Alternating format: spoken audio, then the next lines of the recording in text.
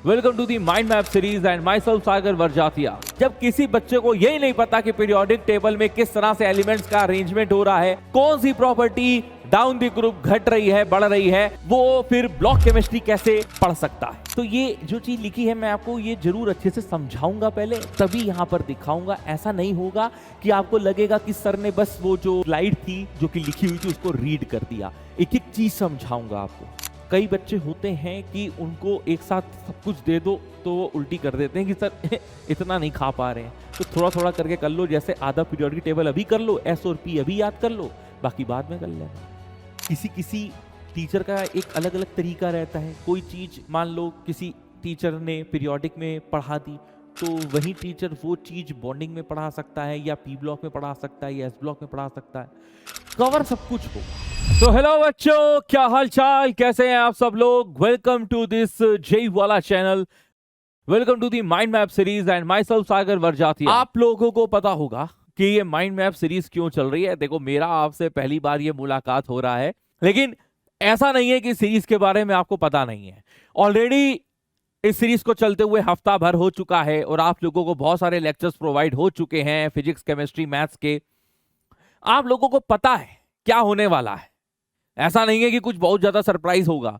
हाँ, लेकिन मैंने क्या किया है, मैंने एक थोड़ा सा अलग एक्सपेक्ट्स देखा है, एक अलग अप्रोच से काम किया है। आई होप आपको ये चीज अच्छी लगेगी। अब वो कैसे हुआ है ये पूरा लेक्चर देखकर ही मजा आएगा। ये नहीं कि भैया ऐसे ऐसे ऐसे स्किप किया और काम हो गया। बढ़िया तरीके से पढ़िएगा, जोश से पढ़िएगा, आपका एक एक डाउट क्लियर होगा, आपका सारा का सारा रिवीजन करवा दिया जाएगा इस छोटे से टाइम स्पैन में। तो कोशिश पूरी मैंने ये करी है कि यार इस चैप्टर के तहत आपके अक्रॉस जेई मेंस में, एडवांस में जितने भी क्वेश्चंस पूछे जाते हैं एडवांस में, हालांकि पीरियोडिक टेबल में लास्ट 3-4 साल में कुछ ज्यादा वेरिएशन नहीं देखने को मिला है, कोई क्वेश्चंस नहीं देखने को मिले हैं, लेकिन ये पीरियोडिक क्लासिफिकेशन ये एक चैप्टर ऐसा होता है बच्चों जहां पर हम लोग पीरियोडिक टेबल, बेसिक इनऑर्गेनिक के कॉन्सेप्ट्स, पीरियोडिक प्रॉपर्टीज पढ़ते हैं। और ये पूरी की पूरी चैप्टर को अगर आपने अच्छे से नहीं पढ़ा है या आप रिवाइज नहीं करे हैं तो आपका ब्लॉक केमिस्ट्री बहुत ज्यादा सफर होता है। ब्लॉक केमिस्ट्री समझते होगे ना, SPDF। भाई, जब किसी बच्चे को यही नहीं पता कि पीरियोडिक टेबल में किस तरह से एलिमेंट्स का अरेंजमेंट हो रहा है, कौन सी प्रॉपर्टी डाउन द ग्रुप घट रही है, बढ़ रही है, तो भाई वो फिर ब्लॉक केमिस्ट्री कैसे पढ़ सकता है। तो बेटा एक बार फटाफट अच्छे से, जोश से, आराम से इस लेक्चर को देखिएगा। टॉपिक्स टू बी कवर्ड से देखो, पूरे इस चैप्टर की पूरी थ्योरी समराइज्ड वे में आपको दी जा रही है, प्लस कुछ प्रीवियस ईयर क्वेश्चंस मैंने सोचा रख देता हूं, एक हेल्प आउट हो जाएगा। और उसके आसपास, उसके अक्रॉस आपके जो कॉन्सेप्ट है आपको समझने को मिलेंगे कि हाँ भाई कैसे अप्रोच रहती है। ज्यादा क्वेश्चंस नहीं है, लेकिन हाँ कुछ इंपॉर्टेंट PYQs हैं। शुरुआत करते हैं पीरियोडिसिटी से। पीरियोडिक प्रॉपर्टी वाला मैंने जो टॉपिक रखा है वो पहले रखा है, डेवलपमेंट वाला लास्ट में रख दिया ना। डेवलपमेंट वाला थोड़ा क्या रहता है कि एक उसमें बहुत ज्यादा जबरदस्ती का टाइम वेस्ट हो जाता है, और जबकि जो मेन मोटा हिस्सा है, जो मोटा किस्सा है, वो प्रॉपर्टीज का है। क्योंकि देखो इस लेक्चर में ना स्प्राइट हमारा मेन फोकस होना चाहिए, यानी कि सीधी बात, नो बकवास। अब फोकस होकर सुनिएगा। पीरियोडिसिटी का मतलब क्या है? Repetition of property in regular intervals. ये क्यों होता है? क्योंकि भैया हर ग्रुप का वैलेंस इलेक्ट्रॉनिक कॉन्फ़िगरेशन सेम है, तो repetition of properties after the regular interval is known as periodicity. और इसका कॉज मैंने बता दिया है, जनरल वैलेंस इलेक्ट्रॉनिक कॉन्फ़िगरेशन, यानी कि outer most electronic configuration down the group जाएंगे। जैसे ग्रुप 1 उठा लीजिए, ग्रुप 1 में लिथियम क्या है 2s1, सोडियम क्या है 3s1, इस तरह से चलते चलते NS1 आता है। पीरियोडिसिटी यानी कि which results into the periodic properties, वो हमारे पास मेन कौन सी हैं? Like atomic radius, ionisation potential, electronegativity and electron gain enthalpy. सबसे पहली बात, अगर हमें एटॉमिक साइज पढ़ना है तो हमको Z इफेक्टिव के बारे में पता होना चाहिए, यानी कि इफेक्टिव न्यूक्लियर चार्ज के बारे में पता होना चाहिए। इफेक्टिव न्यूक्लियर चार्ज की जब बात करते हैं तो हमें इस बात का अंदाजा होना चाहिए कि हमारा न्यूक्लियर चार्ज क्या होता है, हमारा शील्डिंग इफेक्ट क्या होता है। तो आइए इस बात को समझते हैं। मान लीजिए हमारे पास एक एटम है उस एटम में सबसे आउटर मोस्ट शेल को NH शेल कहते हैं, वैलेंस शेल कहते हैं। उससे एक शेल कम को N-1s शेल या पेनल्टीमेट शेल कहते हैं। उसमें भी हम जरा 2-4 इलेक्ट्रॉन भर देते हैं। हाइपोथेटिकली एक एटम मान लिया है हमने, ठीक है ना, हाइपोथेटिकली। और ये वाला इलेक्ट्रॉन हमारा एक टेस्ट इलेक्ट्रॉन है। टेस्ट इलेक्ट्रॉन का मतलब इसमें हम चेक करेंगे कि किस प्रकार के फोर्सेस लग रहे हैं, अट्रैक्शन लग रहा है कि रिपल्जन लग रहा है। तो यहां पर आप देखो तो न्यूक्लियस जो है अपना इस इलेक्ट्रॉन को कहेगा कि भैया तुम मेरे पास आओ, हैं, ये पॉजिटिवली चार्ज है, ये नेगेटिवली चार्ज है, तो इन दोनों के बीच में क्या है, आकर्षण लगेगा, फोर्स ऑफ अट्रैक्शन। इससे क्या कहेगा, बेटा बेटा मेरे पास आओ, बेटा मेरे पास आओ, मेरे पास आओ। जब ये पास आने की कोशिश करेगा, यानी कि एटॉमिक साइज या इलेक्ट्रॉन क्लाउड कॉन्ट्रैक्ट होने की कोशिश करेगा, तो क्या अंदर बैठे इलेक्ट्रॉन क्या झक मार रहे होंगे? उनके पास भी तो नेगेटिव चार्ज है, उनके पास भी तो इलेक्ट्रॉन क्लाउड है भाई। इन अंदर अंदर अंदर मतलब ये इनर मोस्ट ऑर्बिट, यानी कि N-1 और N-2 ऑर्बिट में जो इलेक्ट्रॉन है, जो ये नेगेटिव चार्ज है, ये झक मारेंगे क्या यार? नहीं ना। ये कहेंगे बेटा ऐसा है, ओ भैया निकलो निकलो पतली गली से, पीछे पीछे पीछे पीछे। ये येलो मतलब पीछे है ना, पीछे तो पीछे। ये क्या लगा रहे हैं, फोर्स ऑफ रिपल्जन। अब न्यूक्लियस क्या लगा रहा है, फोर्स ऑफ अट्रैक्शन। भाई ये क्या लगा रहा है, फोर्स ऑफ अट्रैक्शन। सुनना मेरी बात बड़े ध्यान से, ये क्या लगा रहा है, फोर्स ऑफ अट्रैक्शन। कौन लगा रहा है, न्यूक्लियस लगा रहा है। कौन लगा रहा है, न्यूक्लियस लगा रहा है। किसको लगा रहा है, इलेक्ट्रॉन को लगा रहा है। इसको क्या कहते हैं केमिस्ट्री की भाषा में, केमिस्ट्री की भाषा में इसको न्यूक्लियर पुल कह लो सर, या न्यूक्लियर चार्ज कह लो, जो कि एटॉमिक नंबर के बराबर होता है। और जब ये अंदर आने की कोशिश करेगा, यानी कि साइज सिकुड़ने की कोशिश करेगा, एटॉमिक रेडियस डिक्रीज होने की कोशिश करेगा, तो ये अंदर बैठे इलेक्ट्रॉन, जो इनर मोस्ट ऑर्बिट इलेक्ट्रॉन्स हैं, ये बाहर वाले इलेक्ट्रॉन को धक्का मारेंगे, क्योंकि like charges repel each other. तो यहां से हमको समझ में आएगा कि यार ये जो लग रहा है, ये कहानी जो है भैया गड़बड़ हो रही है। ये फोर्स ऑफ रिपल्जन लग रहा है from inner most orbit electron to the outer most orbit electron. इसको केमिस्ट्री की भाषा में शील्डिंग इफेक्ट, या ये कह लो यार स्क्रीनिंग इफेक्ट के नाम से जाना जाता है।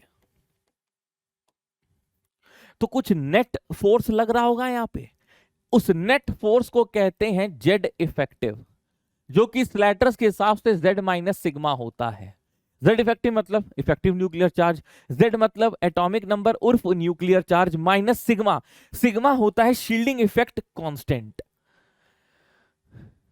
अब Z इफेक्टिव में मेन मुद्दे की बात क्या है, ये स्लैटर्स रूल है।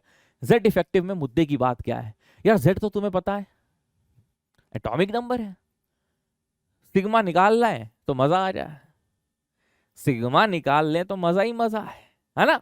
तो सिग्मा निकालने के लिए स्लेटर भाई साहब ने कुछ बातें बताई। चलो वो बातें क्या हैं, repulsive force applied by inner electron on a particular electron या लास्ट इलेक्ट्रॉन या tested electron is called shielding effect. ये तो हमने तुमको बता दिया है। तो उसने सिग्मा निकालने के लिए कुछ बातें करी हैं कि sigma by test electron is 0, यानी कि मान लेते हैं अगर इस आउटर मोस्ट शेल में 2 इलेक्ट्रॉन थे, एक टेस्ट इलेक्ट्रॉन है और एक उसके बाजू में एक इलेक्ट्रॉन पड़ा हुआ है, तो जो टेस्ट इलेक्ट्रॉन का शील्डिंग इफेक्ट कांस्टेंट है वो हम नेग्लिजिबल मानेंगे, क्योंकि उसी पर एनालिसिस हो रही है, तो उसका कोई योगदान नहीं मानेंगे। और यदि इसके साथ इसी की शेल में, यानी कि वैलेंस शेल में, यदि कोई दूसरा इलेक्ट्रॉन प्रस्तुत है जो कि मैंने अभी बनाया है, ये भी तो वैलेंस शेल इलेक्ट्रॉन है ना, तो ये इसको कितनी अवकाश से धक्का दे रहा होगा भाई, negative negative repel each other, कितनी अवकाश से धक्का दे रहा होगा कि बेटा जा उधर, भाग जा भाग जा भाग जा। 0.35, ये देखिए sigma bye rest of the valence electron is 0.35। अब यहां पर एक इलेक्ट्रॉन है तो 1 से 0.35 मल्टीप्लाई हो जाएगा, 2 होंगे तो 2 से मल्टीप्लाई कर देंगे, 3 है तो 3 से मल्टीप्लाई कर देंगे। सिग्मा बाय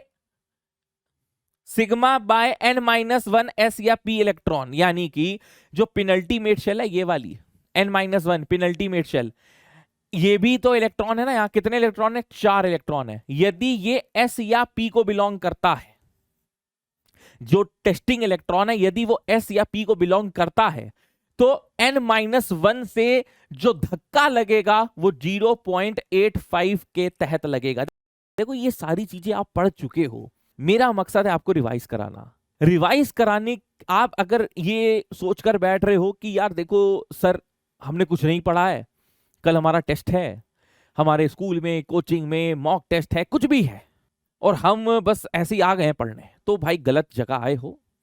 क्योंकि at least once you have studied this chapter from your respective teacher, एक बार तो कम से कम पढ़ा होना चाहिए, तभी आपको ये माइंड मैप या समरी लेक्चर अच्छे से समझ में आएगा, आपको ये सारे रूल्स रिवाइज होंगे। वरना ये 0.35 0.85 तुम ऐसे देख रहे होगे भाई ये क्या बोल रहे हैं, सर जी कहना क्या चाहते हो। हम कहना ये चाहते हैं कि एक बार पढ़े हो तो यहां पर बैठो, वरना कोई दिक्कत ही नहीं है।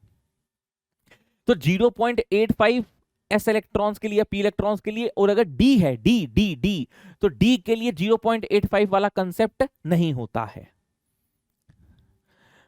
और बाकी अगर अंदर वाले इलेक्ट्रॉन्स के लिए देखें तो 1.0 का पूरा टारगेट लग रहा होता है या 1.0 का फोर्स लग रहा होता है एक तरीके से। ऐसा करते हैं, इसको एक एग्जाम्पल के थ्रू समझाते हैं। एग्जाम्पल लेते हैं सबसे पहले एक छोटे सस्ते मुन्ने राजे का लिथियम। लिथियम होता है तुम्हारा 1s2 2s1।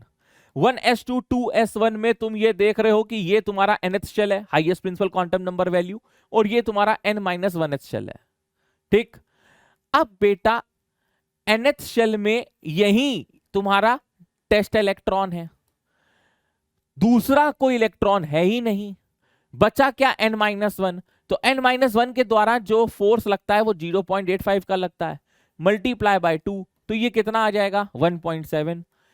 ये सिग्मा का वैल्यू आया। अब जेड इफेक्टिव जो होता है वो होता है जेड माइनस सिग्मा, यानी कि जेड बोले तो लिथियम का एटॉमिक नंबर है 3 माइनस 1.7 यानी कि 1.3।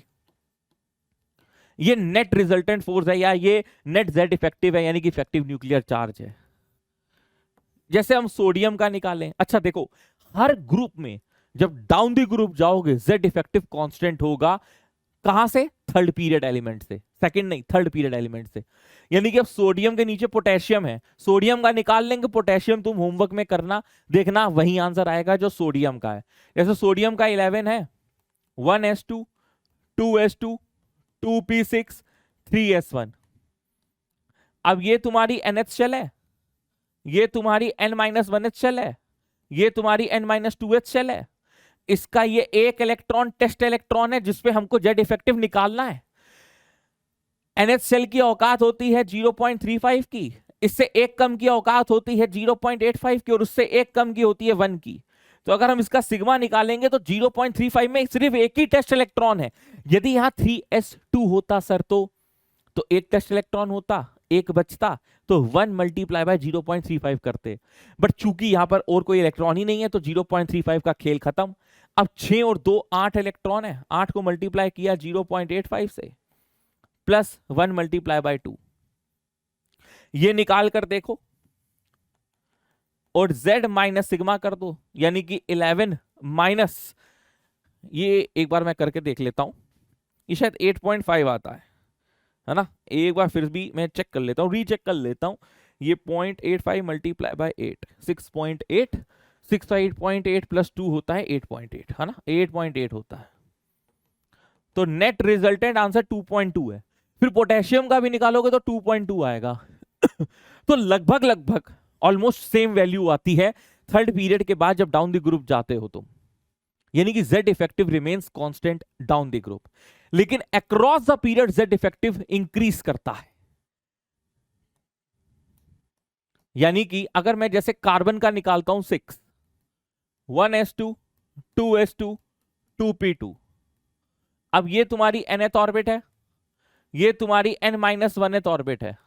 सुन लो बड़े बात ध्यान से, क्योंकि बच्चों को इसमें काफी दिक्कत आती है।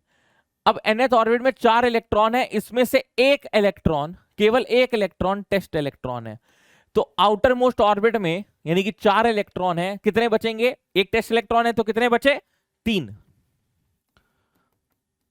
3 को मल्टीप्लाई कर देंगे 0.35 से, प्लस 2 को 2 इलेक्ट्रॉन जो बच रहे हैं मल्टीप्लाई कर देंगे, n-1 की औकात होती है 0.85।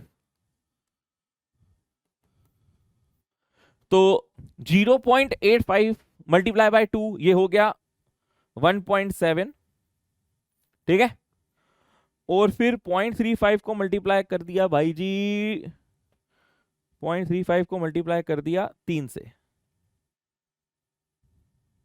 1.05, 1.05 को ऐड कर दिया 1.7 से, तो ये हो गया 2.75, 2.75 Z effective is equal to Z minus sigma, 6 minus 2.75, 3.25।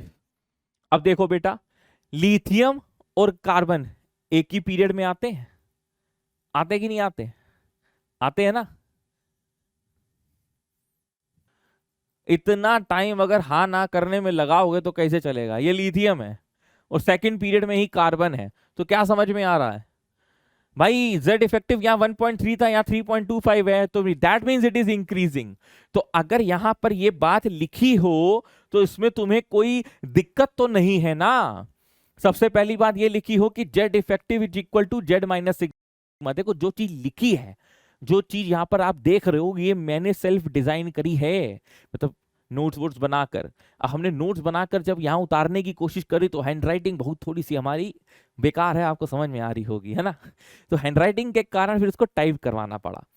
तो ये जो चीज लिखी है मैं आपको ये जरूर अच्छे से समझाऊंगा पहले, तभी यहां पर दिखाऊंगा। ऐसा नहीं होगा कि आपको लगेगा कि सर ने बस वो जो स्लाइड थी जो कि लिखी हुई थी उसको रीड कर दिया। एक एक चीज समझाऊंगा आपको, ठीक है।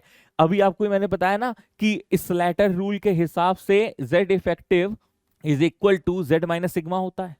अच्छा, ये चीजें लिख कर लाना इसलिए जरूरी है कि यार क्योंकि अच्छा खासा कंटेंट पढ़ाना है और कम समय में पढ़ाना है। अगर मैं यहाँ लिखूंगा तो बहुत ज्यादा टाइम वेस्ट हो जाएगा। और जो चीज मुझे ऐसा लगता है अगर जैसे बच्चे ने पढ़ी हुई है, मुझे ऐसा लगता है, ये मेरा सेल्फ कंसिडरेशन है, तो अगर जो चीज पढ़ी हुई है और उसको हम दोबारा लिख लिख के पढ़ाएंगे ना तो थोड़ा सा मोनोटोनस हो जाता है, थोड़ा सा बीच में बोरिंग हो जाता है। हर किसी के लिए नहीं होता, मतलब मैं अपनी बात कर रहा हूं। तो आइए बेटा देखिए, Z effective is equal to Z minus sigma, ये स्लैटर रूल है ना, है। पीरियड Z इफेक्टिव एरो ऊपर है यानी कि इंक्रीज करता है। अभी आपने देख लिया लिथियम का वैल्यू अभी क्या आया था, 1 पॉइंट कुछ आया था, और कार्बन का 3 पॉइंट कुछ आया था। तो Z इफेक्टिव इंक्रीज करता है, लेकिन down the group Z effective constant होता है। मैं लिथियम से सोडियम की बात नहीं कर रहा, मैं ऑक्सीजन से सल्फर की बात नहीं कर रहा। मैं कह रहा हूं तुम सल्फर का निकालो, सिलेनियम का निकालो। मैं कह रहा हूं तुम थर्ड पीरियड से तुम उसका निकालो, सोडियम का निकालो, पोटेशियम का निकालो, पोटेशियम के नीचे रुबिडियम का निकालो, 2.2 2.2 2.2 सबका आएगा। तो ये स्टेटमेंट बेस्ड क्वेश्चन आ सकता है जेई में। भाई स्टेटमेंट 1 दे दिया, स्टेटमेंट 2 दे दिया, आपको ट्रू फॉल्स पहचानना है, असर्शन रीजन दे सकते हैं, कुछ भी हो सकता है। दूसरी बात, ऑर्डर ऑफ सिग्मा यानी कि शील्डिंग इफेक्ट का ऑर्डर होता है S greater than P greater than D फिर F, और ये होता है on the basis of shapes.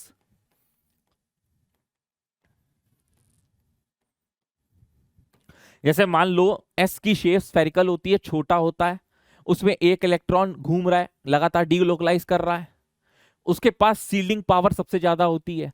F की कॉम्प्लेक्स शेप होती है, बड़ी कठिन शेप है, इंटरनेट में भी नहीं मिलती, ना बुक्स में मिलती है। लोग कहते हैं भाई कॉम्प्लेक्स शेप है इसलिए इसको नहीं पढ़ाना है, बट ऑब्वियस की बात है।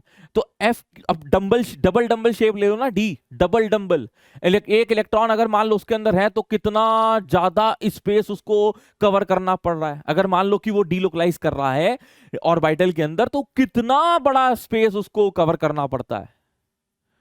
तो जैसे जैसे शेप बढ़ती हैं, जैसे जैसे शेप्स कॉम्प्लेक्स हो ही जाती हैं, उनका जो शील्डिंग करने की टेंडेंसी होती है, रिपेल करने की जो टेंडेंसी होती है, वो डिक्रीज होती जाती है। ये बात आप ध्यान रखिएगा।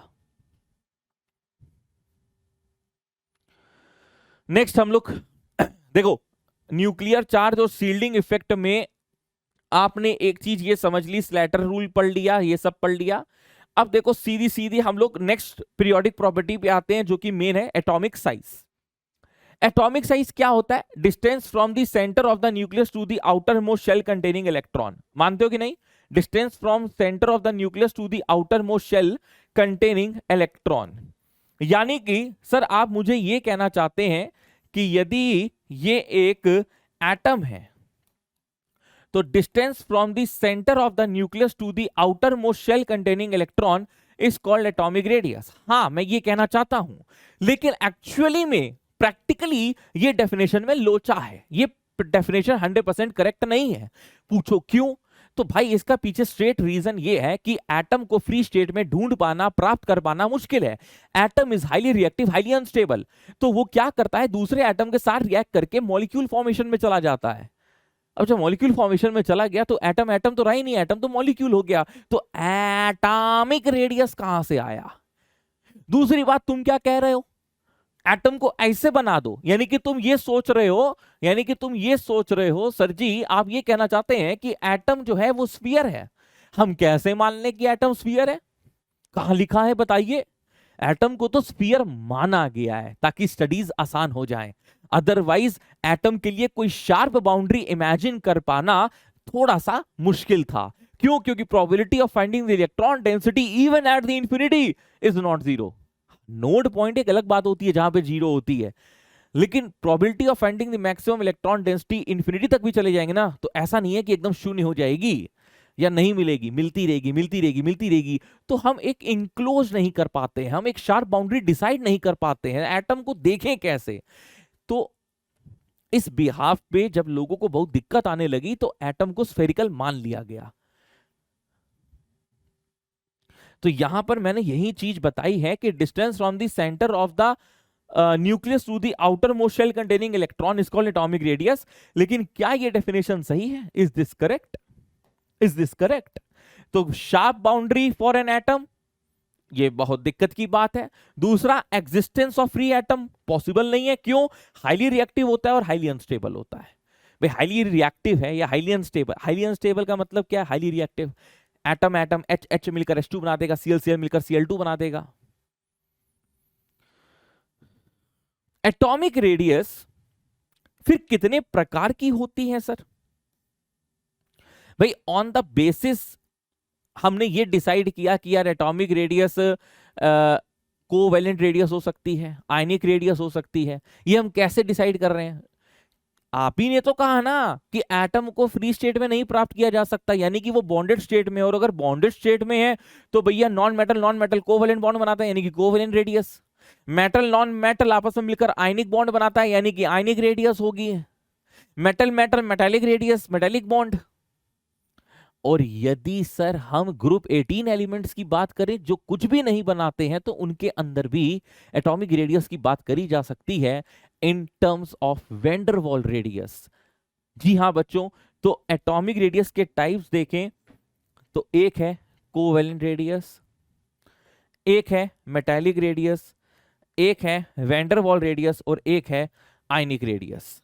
ये चारों रेडियस आई होप आप लोगों ने कहीं ना कहीं सुनी होंगी। हाँ सर, बिल्कुल सुनी है, लेक्चर में सर ने पढ़ाई है हम लोगों को। Very good. तो कोवैलेंट रेडियस और मेटालिक रेडियस और वैन वाल रेडियस ये रही आपके सामने। कोवैलेंट रेडियस में हमने दो एटम्स को ओवरलैप करता हुआ दिखाया है। क्यों? क्योंकि कोवैलेंट बॉन्ड में ओवरलैपिंग कंसेप्ट रहता है। ये एटम का ये सेंटर न्यूक्लियस, इस एटम का ये सेंटर न्यूक्लियस, इन दोनों के बीच की डिस्टेंस को इंटर न्यूक्लियर डिस्टेंस कहते हैं, और इस इंटर न्यूक्लियर डिस्टेंस के आधे को कोवैलेंट रेडियस के नाम दिया। तो कोवैलेंट रेडियस का मतलब समझ में आ गया ना कि radius of covalent is equal to inter nuclear distance upon 2। ये होती है इंटर न्यूक्लियर डिस्टेंस, इतनी। उसी तरीके से मेटालिक रेडियस में दो एटम्स आपस में ओवरलैप नहीं करेंगे, बट ऑब्वियस की बात है कि सॉलिड के अंदर जो कॉन्स्टिट्यूएंट पार्टिकल्स होते हैं वो ओवरलैप थोड़ी ना करते हैं, लेकिन टाइटली पैक्ड होते हैं, एक दूसरे को ऐसे टच कर रहे होते हैं, इसलिए इसका डायग्राम इस तरह से बनेगा। वैन डर वाल रेडियस में जैसे ये मान लो कि ये नियॉन गैस है, एक ये नियॉन गैस है। अब नियॉन एक दूसरे के थोड़े फार एंड में पड़े हुए हैं, तो इसका न्यूक्लियस इन दोनों के बीच का डिस्टेंस डिवाइडेड बाय हाफ, ये हो गया वैन डर वाल रेडियस। वैन डर वाल रेडियस जो होती है अक्सर बच्चों को बड़ा ज्यादा कंफ्यूज करती है। वैन डर वाल रेडियस तुम्हारी बेटा नोबल गैसेस के अंदर होती है, पहली बात। दूसरा स्टेबल स्पीसीज, स्टेबल स्पीसीज का मतलब मॉलिक्यूल्स। अब जैसे मैं क्या करूं, ये Cl2 बना दिया, एक ये Cl2 बना दिया, इसके अंदर कोवेलेंट रेडियस है, माना, इसके अंदर भी कोवेलेंट रेडियस है, माना, लेकिन इसका एटम अगर मैं ऐसे जोड़ देता हूं, इन दोनों के सेंटर ऑफ न्यूक्लियस को जोड़ देता हूं, इसका आधा करता हूं, तो ये भी मेरा वैन डेर वाल रेडियस हो गया। तो दो मॉलिक्यूल्स के बीच में या दो इनर्ट गैसेस के बीच में उसका जब आधा करते हैं तो हमारा वैन डेर वाल रेडियस निकल कर आता है। अच्छा, अब हम आपसे ये पूछें कि इन तीनों में सबसे बड़ी रेडियस किसकी वैल्यू है, तो radius of van der Waal is greater than radius of metallic radius is greater than covalent radius. अब ये ऑर्डर आप लोगों के लिए बहुत ज्यादा मायने रखता है। सर आपने चौथे रेडियस की तो बात ही नहीं करी, आयनिक रेडियस की। आयनिक रेडियस की बात इनके साथ नहीं करी जा सकती है, इनको कंपैरिजन नहीं किया जा सकता है। कंपैरिजन जो होता है वो इन तीनों का ही होता है। आयनिक रेडियस में क्या खेल होता है, आयनिक रेडियस में ये खेल होता है कि यार पेरेंट एटम का जो साइज होता है वो बड़ा होता है कंपैरेटिवली कैटायन के। अब ये एरो बनाकर मैंने इन तीनों का कंपैरिजन यहां लिखा हुआ है कि van der Waal greater than metallic than greater than covalent. तो पेरेंट एटम का साइज हमेशा कैटायन से बड़ा होता है, यानी कि cation has smaller ionic radii, और size of anion is always greater than its parent atom. इसके पीछे का कारण क्या है? कारण बड़ा सिंपल है। कारण ऐसा है कि यदि आप एक इलेक्ट्रॉन निकालेंगे तो Z इफेक्टिव बढ़ेगा, Z इफेक्टिव बढ़ेगा यानी कि फोर्स ऑफ अट्रैक्शन बढ़ रहा है, फोर्स ऑफ अट्रैक्शन बढ़ रहा है तो भैया साइज सिकुड़ जाएगा। अगर आप एक इलेक्ट्रॉन बढ़ाते हैं आउटर मोस्ट शेल में तो क्या होता है? इलेक्ट्रॉन रिपल्जन बढ़ेगा, यानी कि Z इफेक्टिव घट रहा है। अब Z इफेक्टिव घटने का मतलब क्या? एटॉमिक साइज बढ़ रहा है, क्योंकि आप ये मानकर चलिए कि Z effective is inversely proportional to the atomic size. ये कहीं लिखा भी होगा, ये देखो, ये पहला फैक्टर है, atomic size is inversely proportional to Z effective. तो Z इफेक्टिव घट रहा है, Z इफेक्टिव घट रहा है, किस केस में घट रहा है? एनायन के केस में घट रहा है, तो एटॉमिक साइज उस केस में क्या होगा? बढ़ेगा। तो अब ये एक बड़ा इंपॉर्टेंट क्वेश्चन है कि I माइनस और I प्लस में किसका एटॉमिक साइज सबसे बड़ा है? तो I माइनस का एटॉमिक साइज बड़ा है, एनायन है, उसके बाद पेरेंट एटम I है, और उसके बाद कैटायन है I प्लस। एक बार गौर से देखिए बेटा, एक बार वीडियो पॉज करके अगर आप कुछ नोट भी करना चाहते हैं तो नोट करते रहिए, हेल्प करेगा आपको। क्योंकि देखो यार, मैं आपको एक बात बताऊं, आप सिर्फ अगर लेक्चर देखते रहोगे हाथ पे हाथ धर के, वो भी आपको ज्यादा फायदा नहीं देगा। आप क्या है, फटाफट जैसे शॉर्ट नोट्स आप देख रहे हो ना, ये बने हुए हैं, ये आप शॉर्ट नोट्स तुरंत तुरंत बना लो, हाथ ही हाथ समझते रहो, सुनते रहो, लिखते रहो, धड़ाधड़ आगे बढ़ते रहो। तो यहां पर देखिए सामने सामने लिखा है कि the size of the anion is greater than its parent atom and size of the cation is smaller than its parent atom. दिख रहा है ना? I minus is greater then I is greater then I plus. ठीक है, अब cation के respect पे ये बात बहुत बेहतरीन है कि जैसे जैसे जितना जितना आप इलेक्ट्रॉन निकालते रहोगे Z इफेक्टिव उतना इंक्रीज होता रहेगा और एटॉमिक साइज उतना डिक्रीज होता रहेगा। इसलिए M का एटॉमिक साइज सबसे बड़ा है और M2 प्लस का एटॉमिक साइज सबसे छोटा है। उसी तरीके से इनवर्सली प्रोपोर्शनल हो गया एनायंस के केस में कि जैसे जैसे आप एक इलेक्ट्रॉन ऐड करते रहोगे वैसे वैसे आपका Z इफेक्टिव डिक्रीज होता रहेगा और एटॉमिक साइज इंक्रीज होता रहेगा। तो M2 माइनस का एटॉमिक साइज सबसे ज्यादा है, M का एटॉमिक साइज बहुत कम है।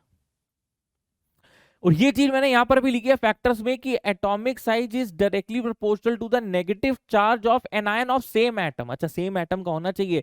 जैसे अगर आप ये मान ले O है, ये O माइनस है, ये O2 माइनस है, तो O2 माइनस का एटॉमिक साइज सबसे बड़ा होगा।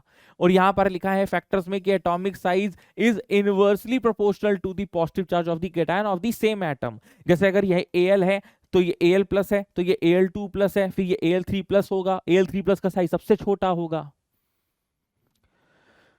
Atomic size is directly proportional to the shielding effect. और एक और ऐड करना चाहो तो कर लो कि atomic size is directly proportional to the number of shells. जितनी शेल्स बढ़ेंगी उतने इनर इलेक्ट्रॉन्स इंक्रीज होंगे, जितने इनर इलेक्ट्रॉन इंक्रीज होंगे उतना ज्यादा फोर्स ऑफ रिपल्जन बढ़ेगा, जितना ज्यादा फोर्स ऑफ रिपल्जन बढ़ेगा Z इफेक्टिव डिक्रीज होगा, Z इफेक्टिव डिक्रीज होगा, एटॉमिक साइज बढ़ेगा। क्लियर है? Very good. ये क्वेश्चन बहुत ज्यादा इंपॉर्टेंट है, जेई स्पेशल क्वेश्चन है बेटा, ये घूम फिर कर जरूर आता है, कभी इस फॉर्म में तो कभी थर्ड पीरियड के फॉर्मेट में। इस क्वेश्चन में अगर आप देखें तो ये सारे के सारे जो स्पीसीज लिखे हैं ये आइसो इलेक्ट्रॉनिक्स हैं। आइसो इलेक्ट्रॉनिक्स का मतलब होता है species with the same number of electron. Yes और नो? पता है कि नहीं? Same number of electron. तो अब Mg का एटॉमिक नंबर 12 है, 2 प्लस का मतलब क्या हुआ कि इसके पास 10 इलेक्ट्रॉन है। 11 में से 1 गया 10 इलेक्ट्रॉन, 9 में 1 आ गया 10 इलेक्ट्रॉन, 8 में 2 आ गए 10 इलेक्ट्रॉन, 7 में 3 आ गए 10 इलेक्ट्रॉन। तो इसमें सीधी सीधी बात ये समझो कि अगर इसका न्यूक्लियर चार्ज +7 का है और इसका न्यूक्लियर चार्ज +12 का है, तो प्लस का 12 यानी कि प्लस का 12 10 इलेक्ट्रॉन को ज्यादा अच्छे से पकड़ सकता है, ट्रैक कर सकता है कि प्लस का 7।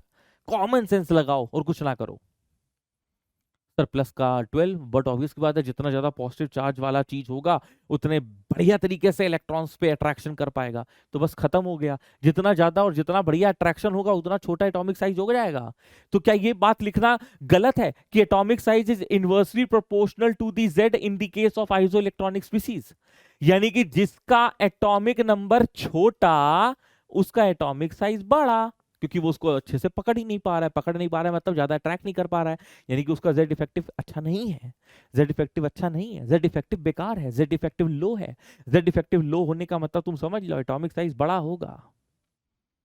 क्या ये पूरी स्लाइड क्लियर हो गई? एक ही स्लाइड में बहुत सारे कंसेप्ट हैं, इसीलिए इसको मैं पहले से ही टाइप करके लाया हूं और ये बिल्कुल नोट्स रूप में अगर आप इसको लिख लेते हो, आप यकीन मानो आपको इस चैप्टर में कोई छू भी नहीं सकता, आपका कोई बाल भी बांका नहीं कर सकता। जेईई मेंस के सारे पीवाईक्यूज आप ऐसे धर धर धर धर धर धर धर धर करते हुए लगा डालोगे। आगे बढ़ते हैं, वेरिएशन ऑफ एटॉमिक साइज पढ़ते हैं अक्रॉस द पीरियड। तो अक्रॉस द पीरियड देख लीजिए बेटा, ली-बे-बक-नॉफ-नी, न्यूक्लियर चार्ज बढ़ता जा रहा है, एटॉमिक नंबर इसका 3 4 5 6 7 8 9 10 होता है। तो न्यूक्लियर चार्ज क्या हुआ? न्यूक्लियर चार्ज इस तरह से देखेंगे ना, +3 +4 +5 +6 +7 +8 +9 +10। अब न्यूक्लियर चार्ज बढ़ रहा है यानी कि न्यूक्लियर पुल बढ़ रहा है। न्यूक्लियर पुल मतलब towards the outer most shell containing electron.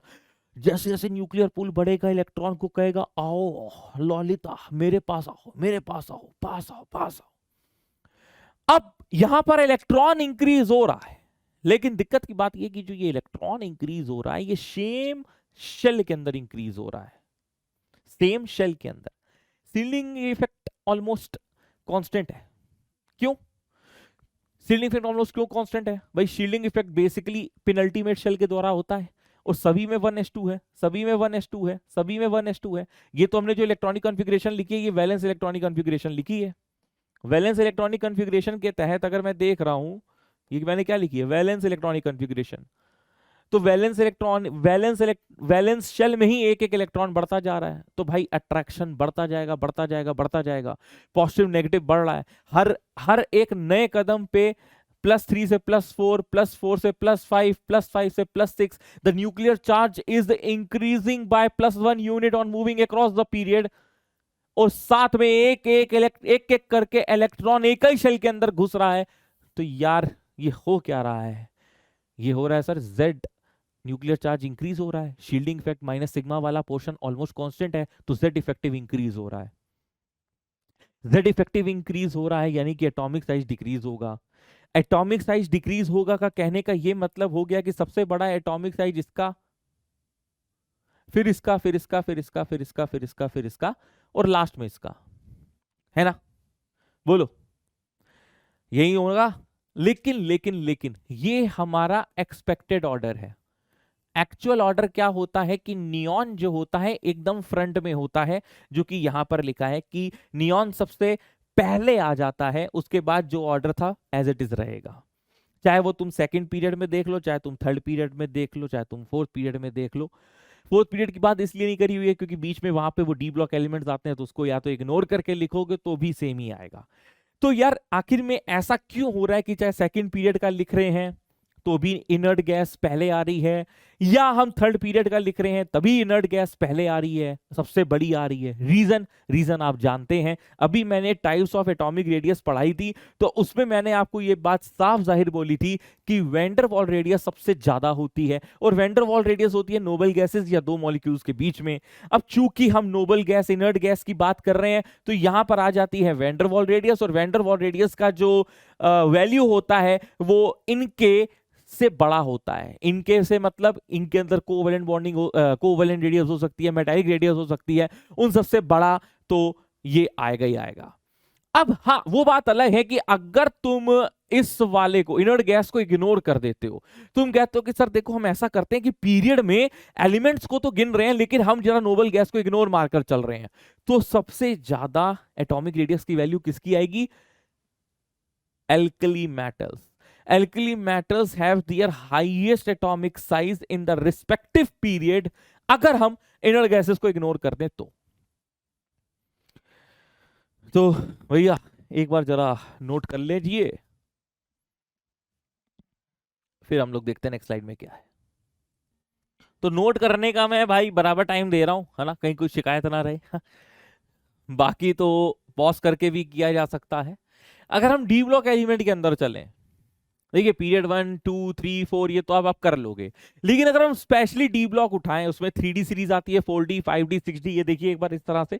I hope अब तक तो पीरियोडिक टेबल आपको याद हो चुका होगा, वरना कहो तो एक शॉर्ट में तुमको एक एनालिसिस दे दें पीरियोडिक टेबल का। लीना की रूबी से फ्रेंडशिप, बेटा मांगे कार स्कूटर बाप राजी, है ना। फिर जब बेटे ने इतनी सारी फरमाइश करी तो बेटा बिगड़ गया, फिर चला। अब जब मैं ना स्टोरी के हिसाब से समझाता हूं। फिर ये जो बाल बच्चेदार था, ये जो बेटा था, ये चला गया थाईलैंड में, तो बाल गा इन थाईलैंड, वहां पे उसके दो दोस्त थे जो पब में बैठे थे थाईलैंड में। एक का नाम था शशि था, एक का नाम किशन था। शशि और किशन को गांव की भाषा में ससी और गिसन कहते हैं, तो ससी गिसन पब। और इसका एक और तीसरा दोस्त जिसका नाम नपसबी था, नपसबी, वो भी बैठा हुआ था। नपसबी ससी गिसन को कहता है कि अबे वो उससे टीपो, उसकी तरह गाना गाओ। तो उससे टीपो, क्या टीपो? फर्स्ट क्लास बियर इन अटलांटिक। बाकी ये सबको पता, हीना और करीना का जीरोक्स रंगीन। पीरियोडिक टेबल में फिलहाल तुम बस एस और पी याद कर लो, काम चल जाएगा। डी ब्लॉक में बहुत ज्यादा 3D सीरीज याद कर लो। बाकी जैसे जैसे D and F block elements में तुम्हें पढ़ाऊंगा, वहां पर आपको पूरा 3D 4D 5D 6D और एफ ब्लॉक भी याद करा दूंगा। याद कराने को तो अभी भी करा सकते हैं, यारी जरा निभाना मौत तक, हफ्ता ला वरना रे ओसामा, ये सब हम करवा सकते हैं, लेकिन अभी कोई जरूरत नहीं है, उसकी जरूरत पड़ेगी नहीं। 3D सीरीज की बहुत ज्यादा पढ़ते हैं, जैसे साइंस टीचर वेरी क्लेवर मांगे फीस कोई नहीं क्यों जाने। तो इतना पीरियोडिक टेबल अभी कई बच्चे होते हैं कि उनको एक साथ सब कुछ दे दो तो वो उल्टी कर देते हैं कि सर इतना नहीं खा पा रहे हैं, तो थोड़ा थोड़ा करके कर लो। जैसे आधा पीरियोडिक टेबल अभी कर लो, एस और पी अभी याद कर लो, बाकी बाद में कर लेना। तो ह ही मैं करवाता भी इसी तरीके से हूं, सीधी बात। नेक्स्ट है लीबे बक नॉफ नी। नेक्स्ट नामग्गल सिप्स क्लोरीन अर्गन, कक्का शक्ति वक्रमण फीकोनी कूजन गागी अस्से बढ़कर। स्टार्टिंग में ये चीजें आप न्यूमोनिक्स के थ्रू कर सकते हैं, मैंने ऐसे करवाई हैं, सबका अलग अलग स्टाइल होता है, आप जैसा चाहें वैसा कर लें। तो 3D सीरीज ये है, 4D सीरीज ये है, 5D सीरीज ये है, 5D सीरीज ये है, 6D सीरीज ये है। अब ये 4 सीरीज का डी ब्लॉक एलिमेंट है। अब इसमें मैं 3D सीरीज की मैं बात कर रहा हूं। 3D सीरीज जैसा काम करेगी वैसा 4D 5D 6D भी करती है, लगभग लगभग सेम। अब 3D सीरीज में क्या होता है जरा सुन लो। वैसे तो देखा जाए कायदे से अक्रॉस द पीरियड जाने पर एटॉमिक साइज तुम्हारा डिक्रीज होना चाहिए, जो बात है तो है। यानी कि अगर इसकी रीडिंग निकाली तो 1.44 आई, इसकी रीडिंग निकाली तो 1.25 आई। हाँ सर ये बात तो बिल्कुल सच है, ये तो बिल्कुल कोई दिक्कत ही नहीं है। लेकिन अगर हमने स्टेप बाय स्टेप प्रोसीड किया, एलिमेंट टू एलिमेंट का इसका वेरिएशन देखा, तो हमने ये पाया कि डी ब्लॉक के अंदर एटॉमिक साइज को लेकर थोड़ा सा क्या इर्रेगुलर वेरिएशन देखने को मिल रहा है भाई। ये इर्रेगुलर वेरिएशन क्यों है? ये इरेगुलर वेरिएशन है सील्डिंग इफेक्ट और न्यूक्लियर चार्ज के हाव भाव को देखकर। होता यह है कि स्कैंडियम में 3D1 होता है, टाइटेनियम में 3D2, वनेडियम में 3D3, क्रोमियम में 3D4 या 3D5। अब 3D5 4s1 कर दो, है ना, या 3D4 4s2 कर दो, कोई दिक्कत की बात नहीं है। फिर 3D6, 3D7, 3D8, अब इसको 3D9 कर दो। 3D9 4s2 के टर्म्स में मैं देख रहा हूं। अब यहाँ कमेंट बॉक्स में ना लिख देने बैठ जाना कि सर मैंने तो कॉपर का 3d10 4s1 पढ़ा है। हाँ हाँ भैया पढ़ा है, मुझे मालूम है। मैं यहाँ पर ये इस जानबूझकर लिख रहा हूं कि आपको मैं कुछ कंपेयर कराना चाह रहा हूं। ये गलत नहीं होती है, लेकिन वो ज्यादा स्टेबल होती है। स्टेबल करने के लिए मैं 3d10 4s1 रखता हूं, और यहां पर जिंक में मैं 3d10 4s2 रख रहा हूं। सुनो मेरे भाई, तुमको ये पता है कि यार एस पी डी एफ में डी और एफ का पुअर शील्डिंग इफेक्ट होता है? बोलो हाँ। हाँ सर पता है, कोई दिक्कत नहीं है। और अगर एफ में सोने पे सुहागा, डी में मैं सोने पे सुहागा ये कहूं कि भाई एक ही इलेक्ट्रॉन है या 2 इलेक्ट्रॉन है, मतलब शील्डिंग इफेक्ट और बेकार है। साथ में अगर स्कैंडियम का मैं देखूं तो +21, फिर ये +22, ये +23, ये +24, ये +25। भाई न्यूक्लियर चार्ज तो +1 यूनिट से बढ़ रहा है, इलेक्ट्रॉन भी बढ़ रहा है, लेकिन इलेक्ट्रॉन एक एक करके कहां बढ़ रहा है? डी में। डी का शील्डिंग इफेक्ट बेकार है। तो न्यूक्लियर चार्ज कंपनसेट कर देता है, न्यूक्लियर चार्ज का इंक्रीमेंट ज्यादा होता है। भाई रीडिंग्स जब निकाली गई तो रीडिंग्स कुछ 1.44, 1.22, 1.18, 1.17, 1.17, फिर 1.17, फिर 1.16, 1.16, 1.25, कभी इंक्रीज कभी डिक्रीज, डिक्रीज फिर कांस्टेंट, फिर कभी इंक्रीज। भाई देखो ना, decrease decrease decrease, constant constant constant constant, फिर इंक्रीज। ये क्या है? ये रेगुलर वेरिएशन ही तो है मेरे भाई। तो ये रेगुलर वेरिएशन क्यों है? क्यों है? Why why? तो उसके पीछे थ्योरी निकाली गई।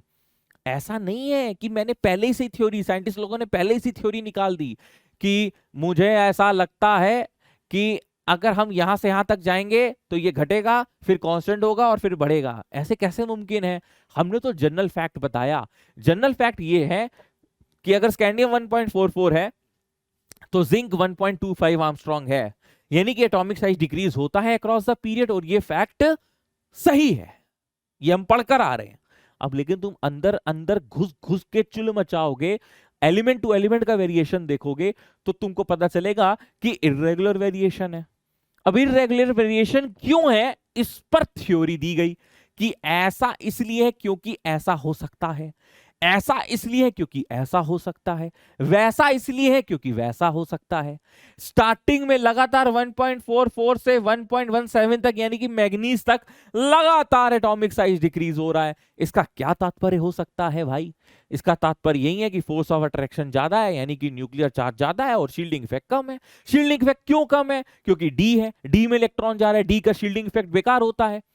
सोने पे सुहागा बात यह है कि डी में पहले स्टार्टिंग में 1 2 3 4 5 इलेक्ट्रॉन ही है, फिर अचानक से जब फीकोनी आता है तो D6 D7 D8 हो जाता है, यानी कि यहां से इलेक्ट्रॉन्स बढ़ने लगते हैं डी में, तो शील्डिंग इफेक्ट बढ़ने लगता है। शील्डिंग इफेक्ट इतना बढ़ता है कि वो इंक्रीजिंग न्यूक्लियर चार्ज के बराबर आ जाता है। तो पहले तो तुम्हारा एटॉमिक साइज यहां पे घट रहा था, लेकिन अब तुम्हारा एटॉमिक साइज कांस्टेंट हो गया है। और एंड में भाई जिंक जब 3d10 दिखलाएगा, डी में मैक्सिमम औकात कितनी है इलेक्ट्रॉन्स के आने की? 10। तो जब 10 भर जाएंगे तो बहुत बेहतरीन तरीके से शील्डिंग इफेक्ट लगाएगा, फोर्स ऑफ रिपल्जन लगाएगा, तो जिंक का एटॉमिक साइज थोड़ा सा कॉपर के कंपैरिजन बढ़ जाएगा। तो यहां पर एंड में एटॉमिक साइज क्यों बढ़ रहा है? क्योंकि शील्डिंग इफेक्ट बढ़ रहा है। क्यों बढ़ रहा है? क्योंकि जिंक में डी में 10 हो चुके हैं। अब तुम ये मत कहना कमेंट बॉक्स में कि सर कॉपर में भी D10 होता है, अगर हम इसको 3d10 4s1 लिखें तो की बात नहीं है। ओरिजिनली क्या था? 3d9 4s2 ना। हाँ, इस बार इसको नोट कर लो, देख लो, समझ लो। नोट हो गया?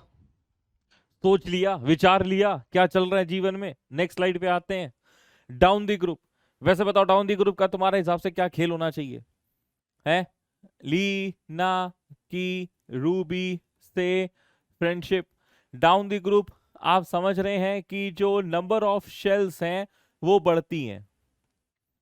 नंबर ऑफ शेल्स बढ़ेंगी तो यार शील्डिंग इफेक्ट भी बढ़ेगा। अच्छा एक बात ये भी है कि यहां पर down the group nuclear charge across the period से ज्यादा बढ़ता है। भाई देखो ना, आप इसका एटॉमिक नंबर 3 है तो न्यूक्लियर चार्ज इसका +3 है, इसका +11 है, इसका +19 है, इसका +37 है। बढ़ता तो न्यूक्लियर चार्ज भी है, लेकिन शील्डिंग इफेक्ट के बढ़ने का जो सिनेरियो होता है वो न्यूक्लियर चार्ज से काफी ज्यादा होता है। क्यों? क्योंकि नंबर ऑफ शेल्स बढ़ रही हैं। तो Z इफेक्टिव डिक्रीज होगा तो हमारा एटॉमिक साइज इंक्रीज होता है। ये जनरल ट्रेंड है कि down the group atomic size increase करेगा। तो लीना की रूबी से एटॉमिक साइज इंक्रीज क्यों? नंबर ऑफ शेल इंक्रीज हो रहा है, शील्डिंग इफेक्ट न्यूक्लियर चार्ज से ज्यादा है। अब सब ग्रुप में यही होता है, लेकिन ग्रुप 13 में थोड़ा सा अनएक्सपेक्टेड वेरिएशन दिखते हैं। फिर से वही बात है कि पहले रीडिंग देखी गई तब कॉन्सेप्ट पता चला कि ऐसा इसलिए हुआ होगा क्योंकि कायदे से बैंगन, आलू, गाजर इन थैला यानी कि बालका इन थाईलैंड, बोरॉन 85 पिकोमीटर और लास्ट वाला 170 पिकोमीटर, ऐसा नहीं है कि ये जनरल ट्रेंड से अलग जा रहा है। Down the group atomic size increase होता है और हमको ये वैल्यूज के साथ सहमति दे रहा है, लेकिन अगर हम एलिमेंट टू एलिमेंट वेरिएशन देखें तो ये थोड़ा सा लोचा दिख रहा है कि 143 के बाद हम एक्सपेक्ट करेंगे 150, 160, लेकिन साला 135 आ रहा है। उसके पीछे एक छोटा सा रीजन है, transition contraction, 3D contraction, scandide contraction, एक ही बात है, because of poor shielding effect of D electrons, poor shielding effect of D electrons ऐसा देखने को मिलता है। और इवन इंडियम और थेलियम में भी बहुत माइन्यूट सा डिफरेंस है, 167 से 170, क्योंकि नीचे आ जाएंगे वहां पर F, तो वहां पे lanthanide contraction, D and F electrons की वजह से पुअर शील्डिंग इफेक्ट होती है।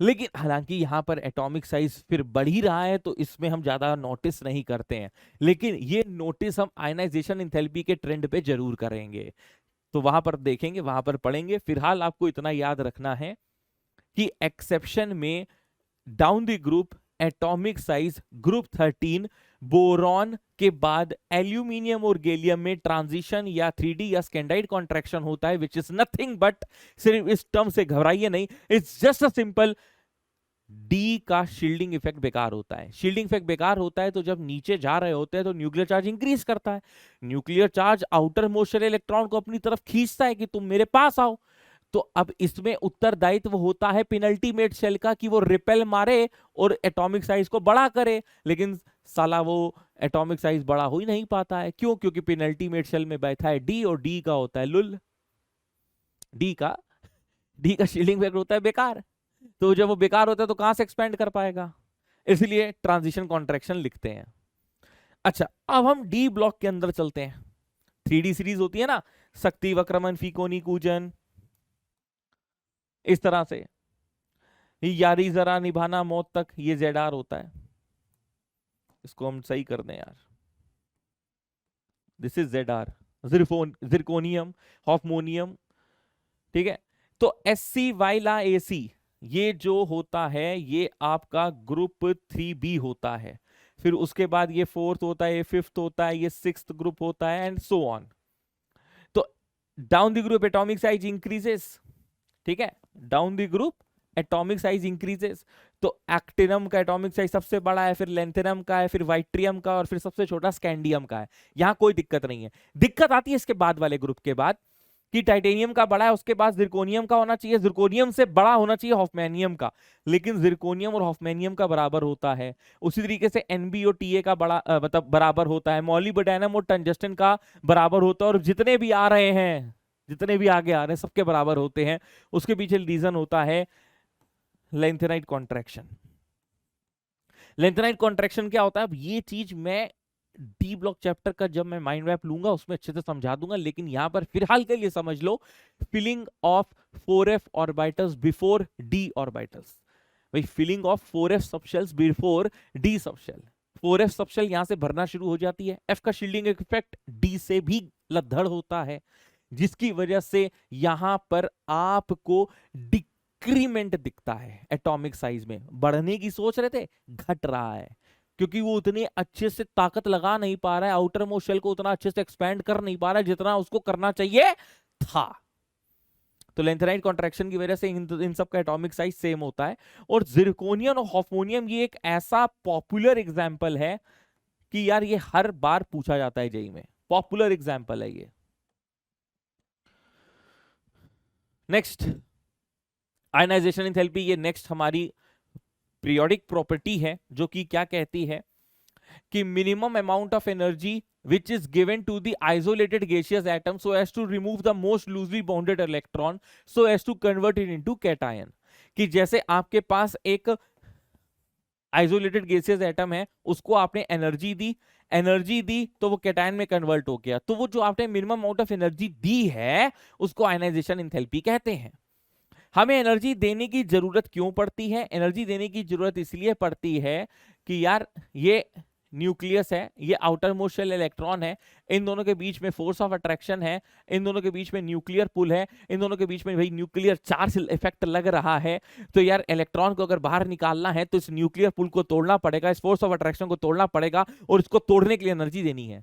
और ये जो एनर्जी हम देते हैं, मिनिमम अमाउंट ऑफ एनर्जी, इसी को ionisation enthalpy, ionisation energy, ionisation potential, जैसा तुम्हारा मन हो वैसा नाम दे देना। अब कई लोग इस पे बहस करते हैं कि आयनाइजेशन एनर्जी और इंथैल्पी में क्या कोई डिफरेंस है। तो 0 केल्विन पे अगर हम बात करें तो ये दोनों ही सेम है।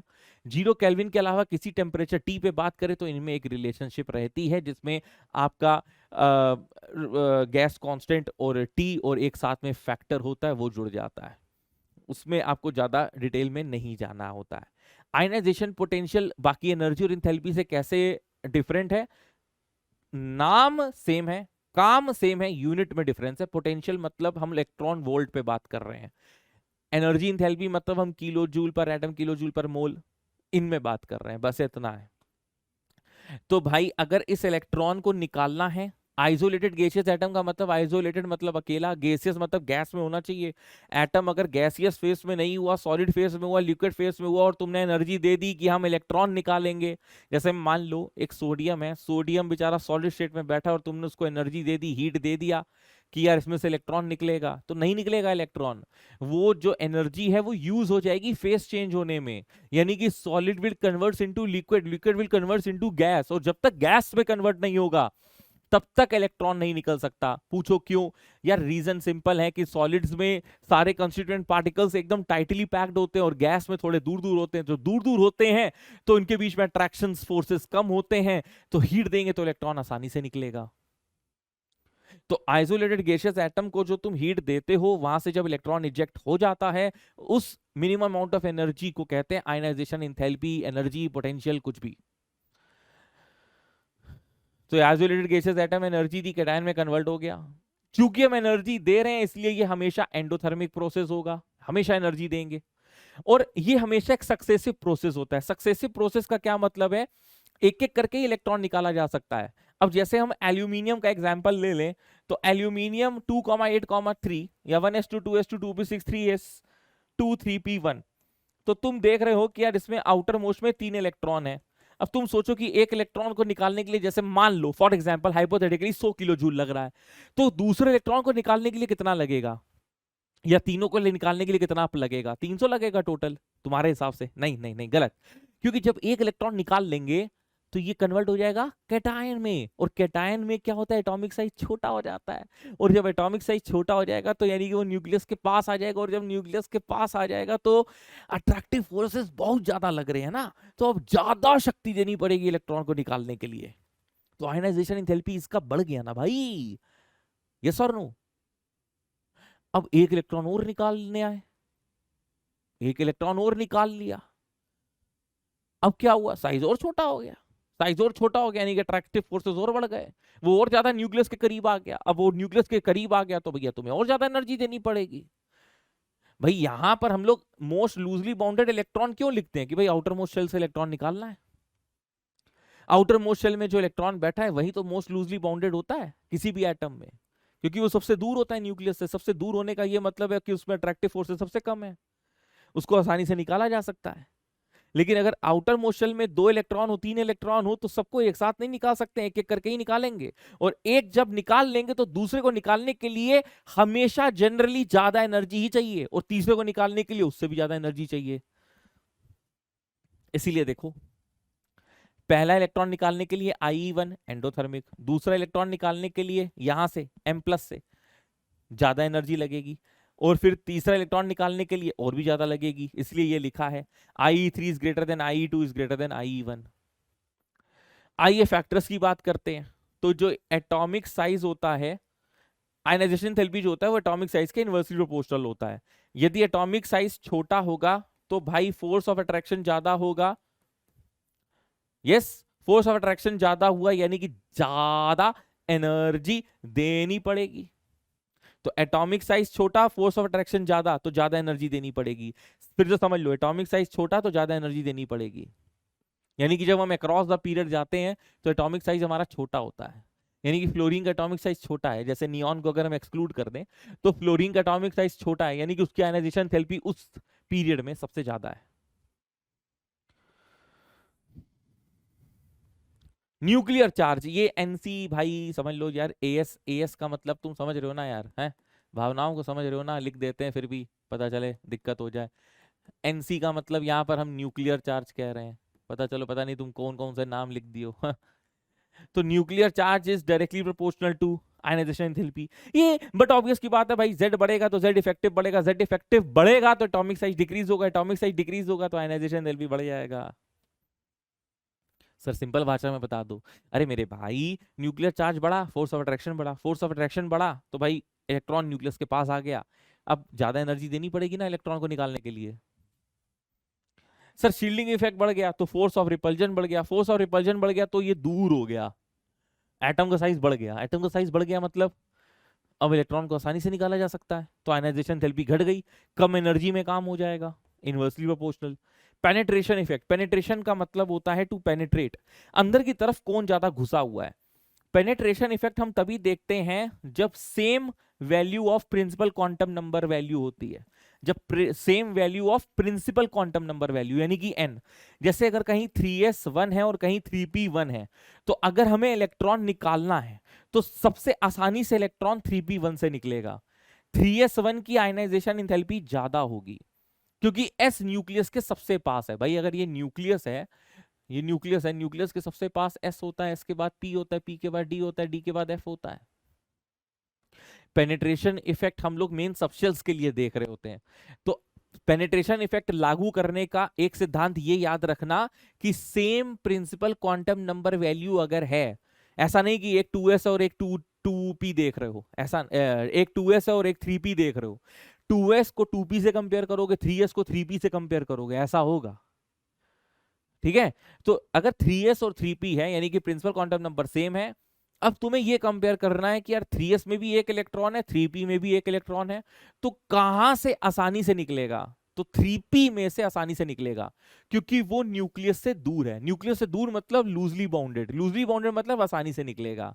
और अगर s में है तो ज्यादा अट्रैक्टिव फोर्सेस लग रहे होंगे जिसकी वजह से वहां से इलेक्ट्रॉन निकलना थोड़ा सा मुश्किल होगा। इसीलिए पेनिट्रेशन इफेक्ट के नीचे SPDF इस तरह से लिखा हुआ है। सिमिट्री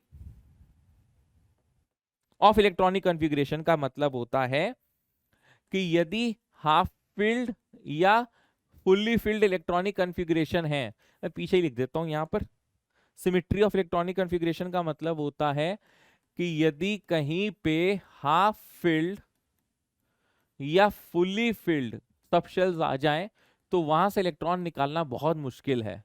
हाफ फिल्ड या फुल्ली फिल्ड सबशेल्स आ जाएं तो वो थोड़ी सी ज्यादा स्टेबल होती हैं, और चूंकि वो ज्यादा स्टेबल होती है तो उनकी आयनाइजेशन एंथैल्पी बहुत ज्यादा होती है। तो देखो आयनाइजेशन एंथैल्पी का मतलब समझ में आ गया, सक्सेसिव प्रोसेस होता है, एंडोथर्मिक होता है, थर्ड आयनाइजेशन एंथैल्पी सेकंड से ज्यादा और सेकंड की फर्स्ट से ज्यादा होती है। 5 फैक्टर्स जिसमें कि atomic size inversely proportional, nuclear charge directly proportional, shielding effect inversely proportional, penetration में अलग कहानी समझाई है कि सेम वैल्यू ऑफ n के लिए 3s 3p 3d में अगर हमें वेरिएशन देखना हो तो 3d में आराम से निकलेगा, 3s में मुश्किल से निकलेगा। सिमिट्री ऑफ इलेक्ट्रॉनिक कॉन्फ़िगरेशन मैं तुम्हें अक्रॉस द पीरियड का एक एग्जांपल ले रहा हूं, उसमें समझाता हूं। फिलहाल देखो अगर तुम्हें कुछ नोट करना है तो भाई नोट कर लो यार, ये पॉइंट्स तुम नोट करते रहना, इसी प्रकार आप लोगों का एक बहुत बढ़िया तरीके से एक माइंड मैप बन जाएगा। माइंड मैप का मतलब शॉर्ट में चीजों को रिवाइज करना, तो इससे बढ़िया कोई और तरीका है नहीं मेरे हिसाब से। अब जैसे हम अक्रॉस द पीरियड की बात करते हैं तो across the period atomic size क्या होता है पहले तो ये बताओ।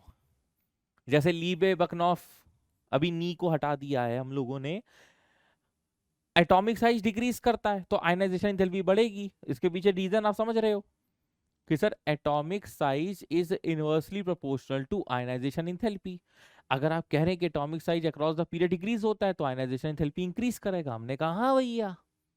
तो भाई ये ऐसे मुंह खुलते हुए चले जाएंगे, लेकिन फिर आता है एक्सेप्शन, इसके बिना तो कहानी अधूरी है। इनऑर्गेनिक केमिस्ट्री पढ़ रहे हो और एक्सेप्शन जाकर डंक ना मारे, ऐसे कैसे हो सकता है?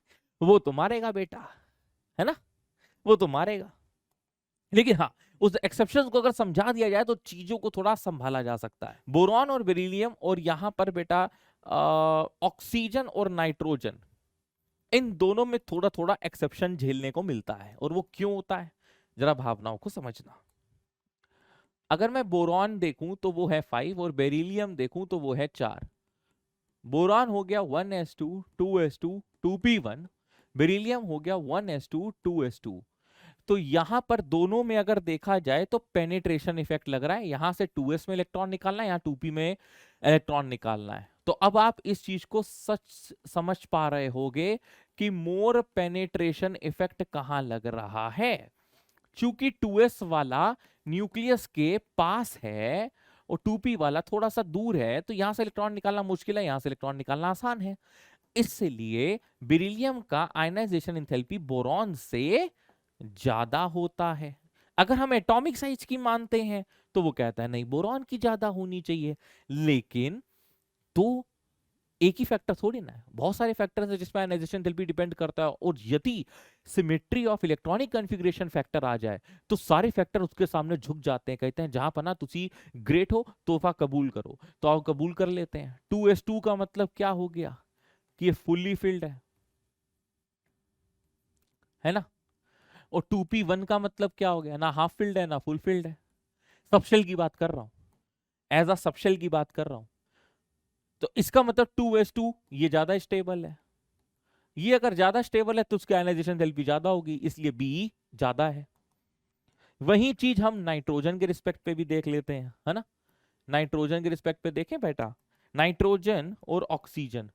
भाई देखा जाए तो कहा यह जा रहा है कि ऑक्सीजन का ई ज्यादा है, नाइट्रोजन का कम है, लेकिन ऐसा नहीं होता है। नाइट्रोजन में देखते हैं तो 1s2 2s2 2p3 आता है।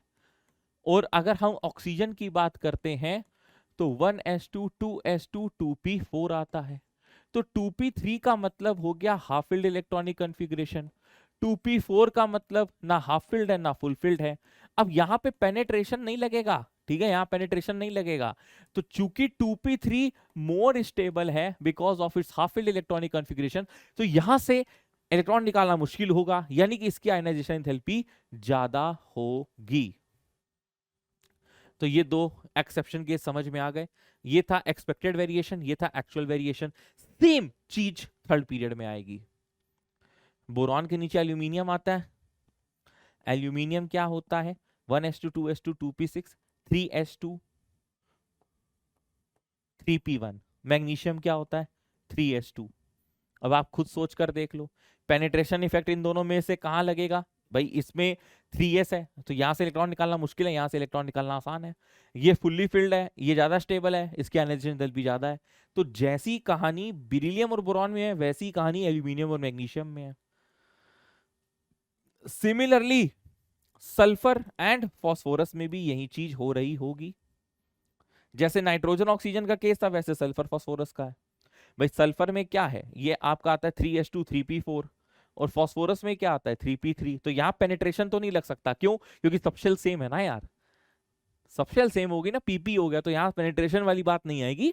यहां सिमेट्री एंड इलेक्ट्रॉनिक कॉन्फ़िगरेशन देखेंगे और उसके हिसाब से आंसर दे देंगे कि 3p3 है, हाफ फील्ड स्टेबल है, इसलिए ज्यादा आयनाइजेशन एंथैल्पी उसका है। डाउन द ग्रुप में कुछ ऐसा खास देखा नहीं गया है, डाउन द ग्रुप में कोई ज्यादा खास वेरिएशन नहीं देखा गया है। डाउन द ग्रुप क्या है, सीधा सीधा एटॉमिक साइज क्या करता है, इंक्रीज करता है, तो आयनाइजेशन एंथैल्पी क्या होगी, घटेगी।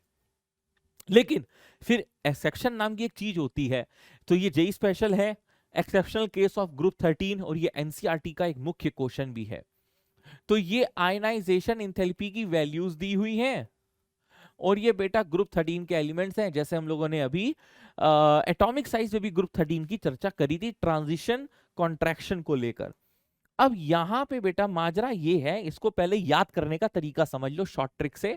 ये एलिमेंट नंबर 1 हो गया, ये 2 हो गया, ये 3 हो गया, ये 4 हो गया, ये 5 हो गया। तो इसको याद कैसे रखेंगे, 1 50 3 25 24 153 24, मतलब ये एलिमेंट्स के सीक्वेंस के हिसाब से आपको याद रखना पड़ेगा। अब वैल्यूज तो याद रहेंगी नहीं तुमको। देखा जाए तो down the group atomic size increase करता है, आयनाइजेशन एंथैल्पी डिक्रीज करनी चाहिए, तो वो बात तो सही है। 801 से 589 हो रहा है। अब देखो 801 से 577 ये लार्ज डिक्रीज हो रहा है। अब ये क्वेश्चन तुम्हारा भाई जेई के पीवाईक्यू में बना है, स्टेटमेंट बेस्ड क्वेश्चन आया है, स्टेटमेंट बेस्ड क्वेश्चन कि यहां से यहां जाने पर लार्ज डिक्रीमेंट होता है और यहां से यहां पे स्मॉल डिक्रीमेंट होता है, मतलब स्मॉल चेंज होता है। अब यहां पर ये डिक्रीमेंट क्या, तुम इंक्रीमेंट ही मान लो, एक तरीके से 2 की वैल्यू बढ़ रही है, तो इन दोनों के पीछे रीजन क्या है? ट्रांजिशन कॉन्ट्रैक्शन, कंस्ट्रक्शन लिखा है सॉरी, ट्रांजिशन कॉन्ट्रैक्शन। कॉन्ट्रैक्शन क्या होता है? अरे वही यार, poor shielding effect of D and F electron, contraction. और फिर 558 से 589 फिर से यहां पर थोड़ा सा अनएक्सपेक्टेड वेरिएशन है। अनएक्सपेक्टेड वेरिएशन क्यों है? क्योंकि poor shielding effect of D and F electron है। तो in whole what I want to say you is that, ओए ओए ओए ज्यादा मिटा दिया मैंने, कि आप लोगों ने यहां पर ये एक्सेप्शन पढ़ना है, एक्सेप्शन याद रखना है। पहला एक्सेप्शन है 577 से 579 का, ठीक है, और फिर दूसरा एक्सेप्शन केस है 558 से 589 का। तो जब आप इनका क्यूमुलेटिव देखोगे तो सबसे ज्यादा वैल्यू 801 है, इसलिए बोरॉन पहले लिखा है। 801 के बाद 589 आ गया, 589 के बाद 579 आ गया, 579 के बाद 577, फिर 558। तो अगर मैं एलिमेंट्स को 1 2 3 4 5 नंबरिंग कर दूं तो 153 24 याद करना है। बोलो समझे? देखो समझ में आ रहा है कि नहीं आया? ट्रांजिशन और लेंथेनाइट कॉन्ट्रैक्शन दोनों यहीं पे है।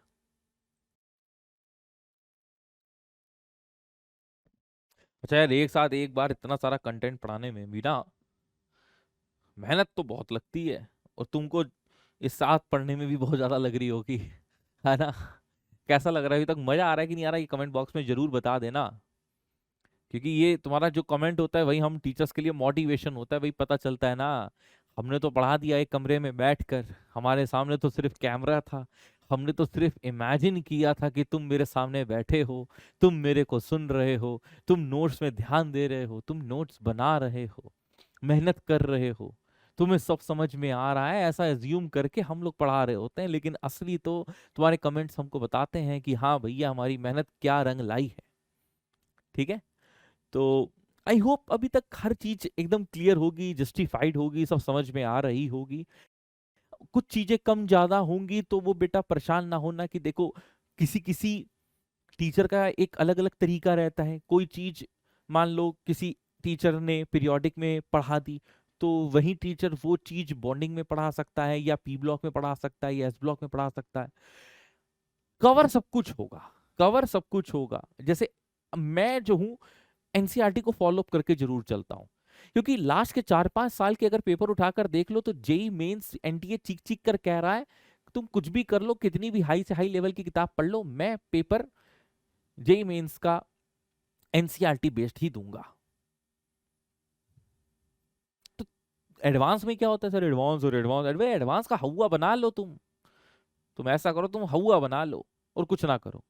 एडवांस का प्रीवियस ईयर क्वेश्चन देखो, उसमें ये देखो कि क्या 70-80%, 80% आराम से ले लो, 80% आराम से क्वेश्चन जो है बनाया जा सकता है आईयूसी का on the basis of this normal theory only. Advance crack करने के लिए अपने को क्वेश्चन का प्रैक्टिस का लेवल थोड़ा हाई करना चाहिए। थ्योरी तो वही रहेगी ना, घुमा फिरा कर चला 3-4 कंसेप्ट का एक क्वेश्चन बना देंगे, दैट इज यही एडवांस, खत्म हो गई बात। चलो फिलहाल बातें बाद में। इलेक्ट्रॉन गेन एंथैल्पी देखो, एटॉमिक साइज हो गया, शील्डिंग इफेक्ट, न्यूक्लियर चार्ज हो गया, आयनाइजेशन एंथैल्पी हो गया, electron gain enthalpy. Electron gain enthalpy ionisation enthalpy का एकदम उल्टा। जैसे आयनाइजेशन एंथैल्पी में क्या करते हैं, इलेक्ट्रॉन को निकालने के लिए एनर्जी देते हैं, यहाँ पे outer most shell of an isolated gases atom में इलेक्ट्रॉन डालने के लिए, यानी कि इलेक्ट्रॉन ऐड करने के लिए, जब ऐड हो जाता है तो एनर्जी रिलीज होती है। So the amount of energy released when an electron is added to the outermost shell of an isolated gaseous atom so as to convert it into anion.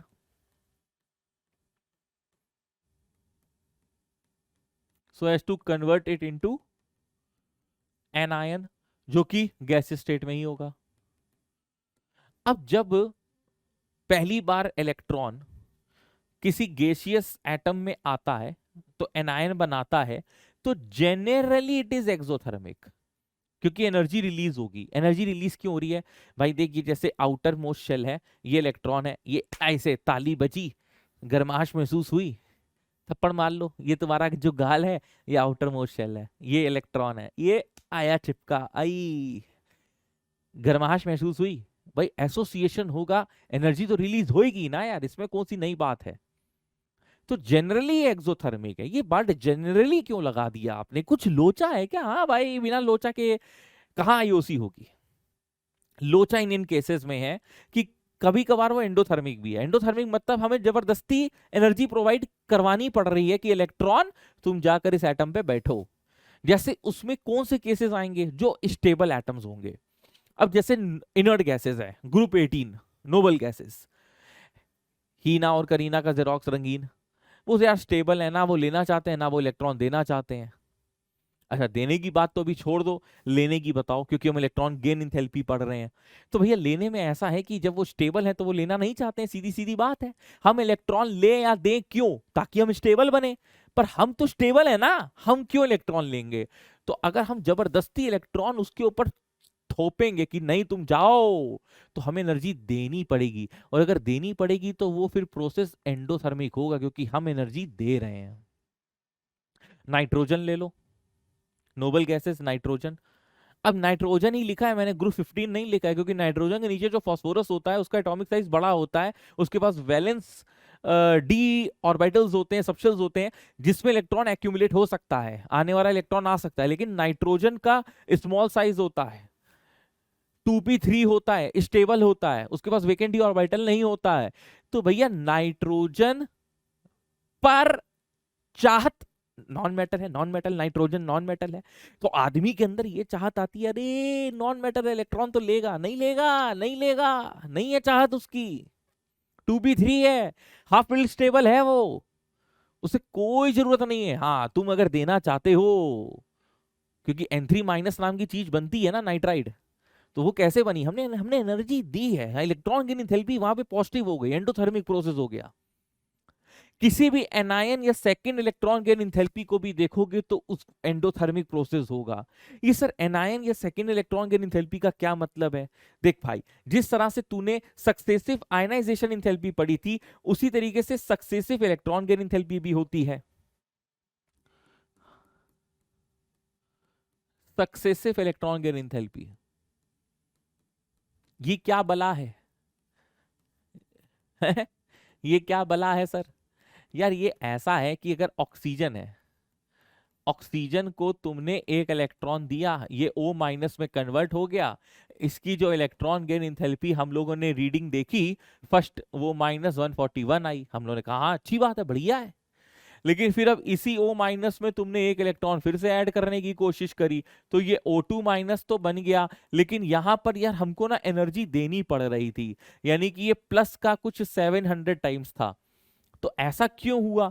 ऐसा इसलिए हुआ कि इस नेगेटिव और इस नेगेटिव के बीच में रिपल्जन होता है। इस रिपल्जन की वजह से इलेक्ट्रॉन इसके आउटर मोस्ट फेरी फेरी में बैठना नहीं चाहता है। भाई एक बात समझो, जैसे ये O माइनस, ये तुम समझो कि ये O माइनस है, यहाँ पे अभी अभी एक इलेक्ट्रॉन आया है, उस इलेक्ट्रॉन की वजह से यहाँ पे नेगेटिव इलेक्ट्रॉन क्लाउड चार्ज बना हुआ है, आने वाला इलेक्ट्रॉन है वो भी नेगेटिव चार्ज है, इस नेगेटिव और इस नेगेटिव के बीच में क्या होगा? रिपल्जन होगा। रिपल्जन की वजह से इलेक्ट्रॉन क्यों बैठना चाहेगा? क्यों बैठना चाहेगा? लेकिन हम इलेक्ट्रॉन बिठाना चाहते हैं, तो हम एनर्जी देंगे कि बेटा बैठ जा, बेटा बैठ जा। तो हम एनर्जी दे रहे हैं ना, तो पॉजिटिव होगा, एंडोथर्मिक होगा। तो second electron gain enthalpy, first तुम्हारी कुछ भी हो सकती है, नेगेटिव पॉजिटिव, लेकिन सेकंड ऑनवर्ड्स तो हमेशा पॉजिटिव होगी। पूछो क्यों? आइसोलेटेड गैसियस एटम के रिस्पेक्ट पे मैं सेकंड की बात कर रहा हूं। हाँ समझ रहे हो? हाँ हम तुम्हारी बात समझ रहे हैं। हम कह रहे हैं एक आइसोलेटेड गैसियस एटम है, उसकी first electron gain enthalpy positive negative कुछ भी हो, लेकिन जो सेकंड होगी वो हमेशा पॉजिटिव होगी, क्योंकि once it achieves the negative charge on its outermost shell, जब नेगेटिव इलेक्ट्रॉन क्लाउड चार्ज आ जाएगा, जब वो एनायन में कन्वर्ट हो जाएगा, तब इलेक्ट्रॉन ऐड करने पर इंटर इलेक्ट्रॉनिक रिपल्जन होगा। इसका नेगेटिव क्लाउड रिपेल मारेगा, तो हम एनर्जी देंगे, और एनर्जी देंगे तो वो पॉजिटिव होगा। उसी तरीके से अगर हम किसी कैटायन के रिस्पेक्ट पे देखें, जैसे अगर मान लो कोई Na पॉजिटिव है, तो Na पॉजिटिव में आसानी से इलेक्ट्रॉन बिठाया जा सकता है, तो इसके लिए जो इलेक्ट्रॉन गेन एंथैल्पी होता है वो पॉजिटिव होता है। तो एनायन के लिए नेगेटिव, एनायन के लिए भी पॉजिटिव और कैटायन के लिए नेगेटिव, एनायन के लिए पॉजिटिव, कैटायन के लिए अरे यार क्या लिख रहा हूं मैं, कैटायन के लिए नेगेटिव।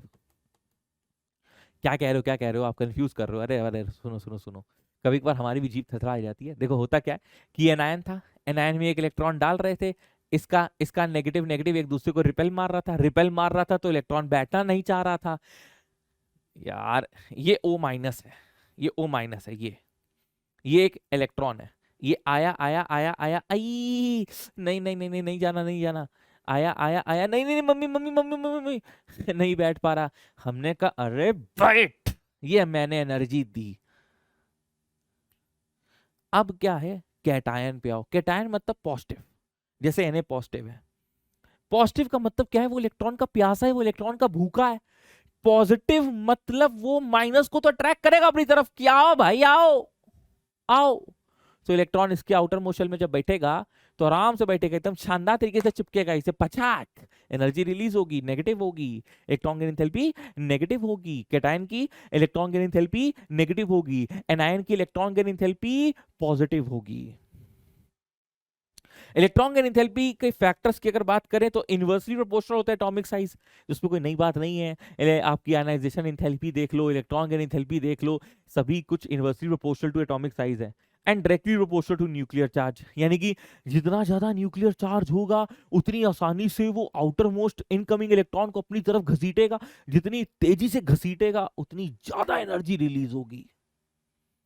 जैसे फ्लोरीन है, ठीक सुनना मेरी बात, एक तरफ सोडियम है, नहीं एक तरफ लिथियम है और एक तरफ फ्लोरीन है।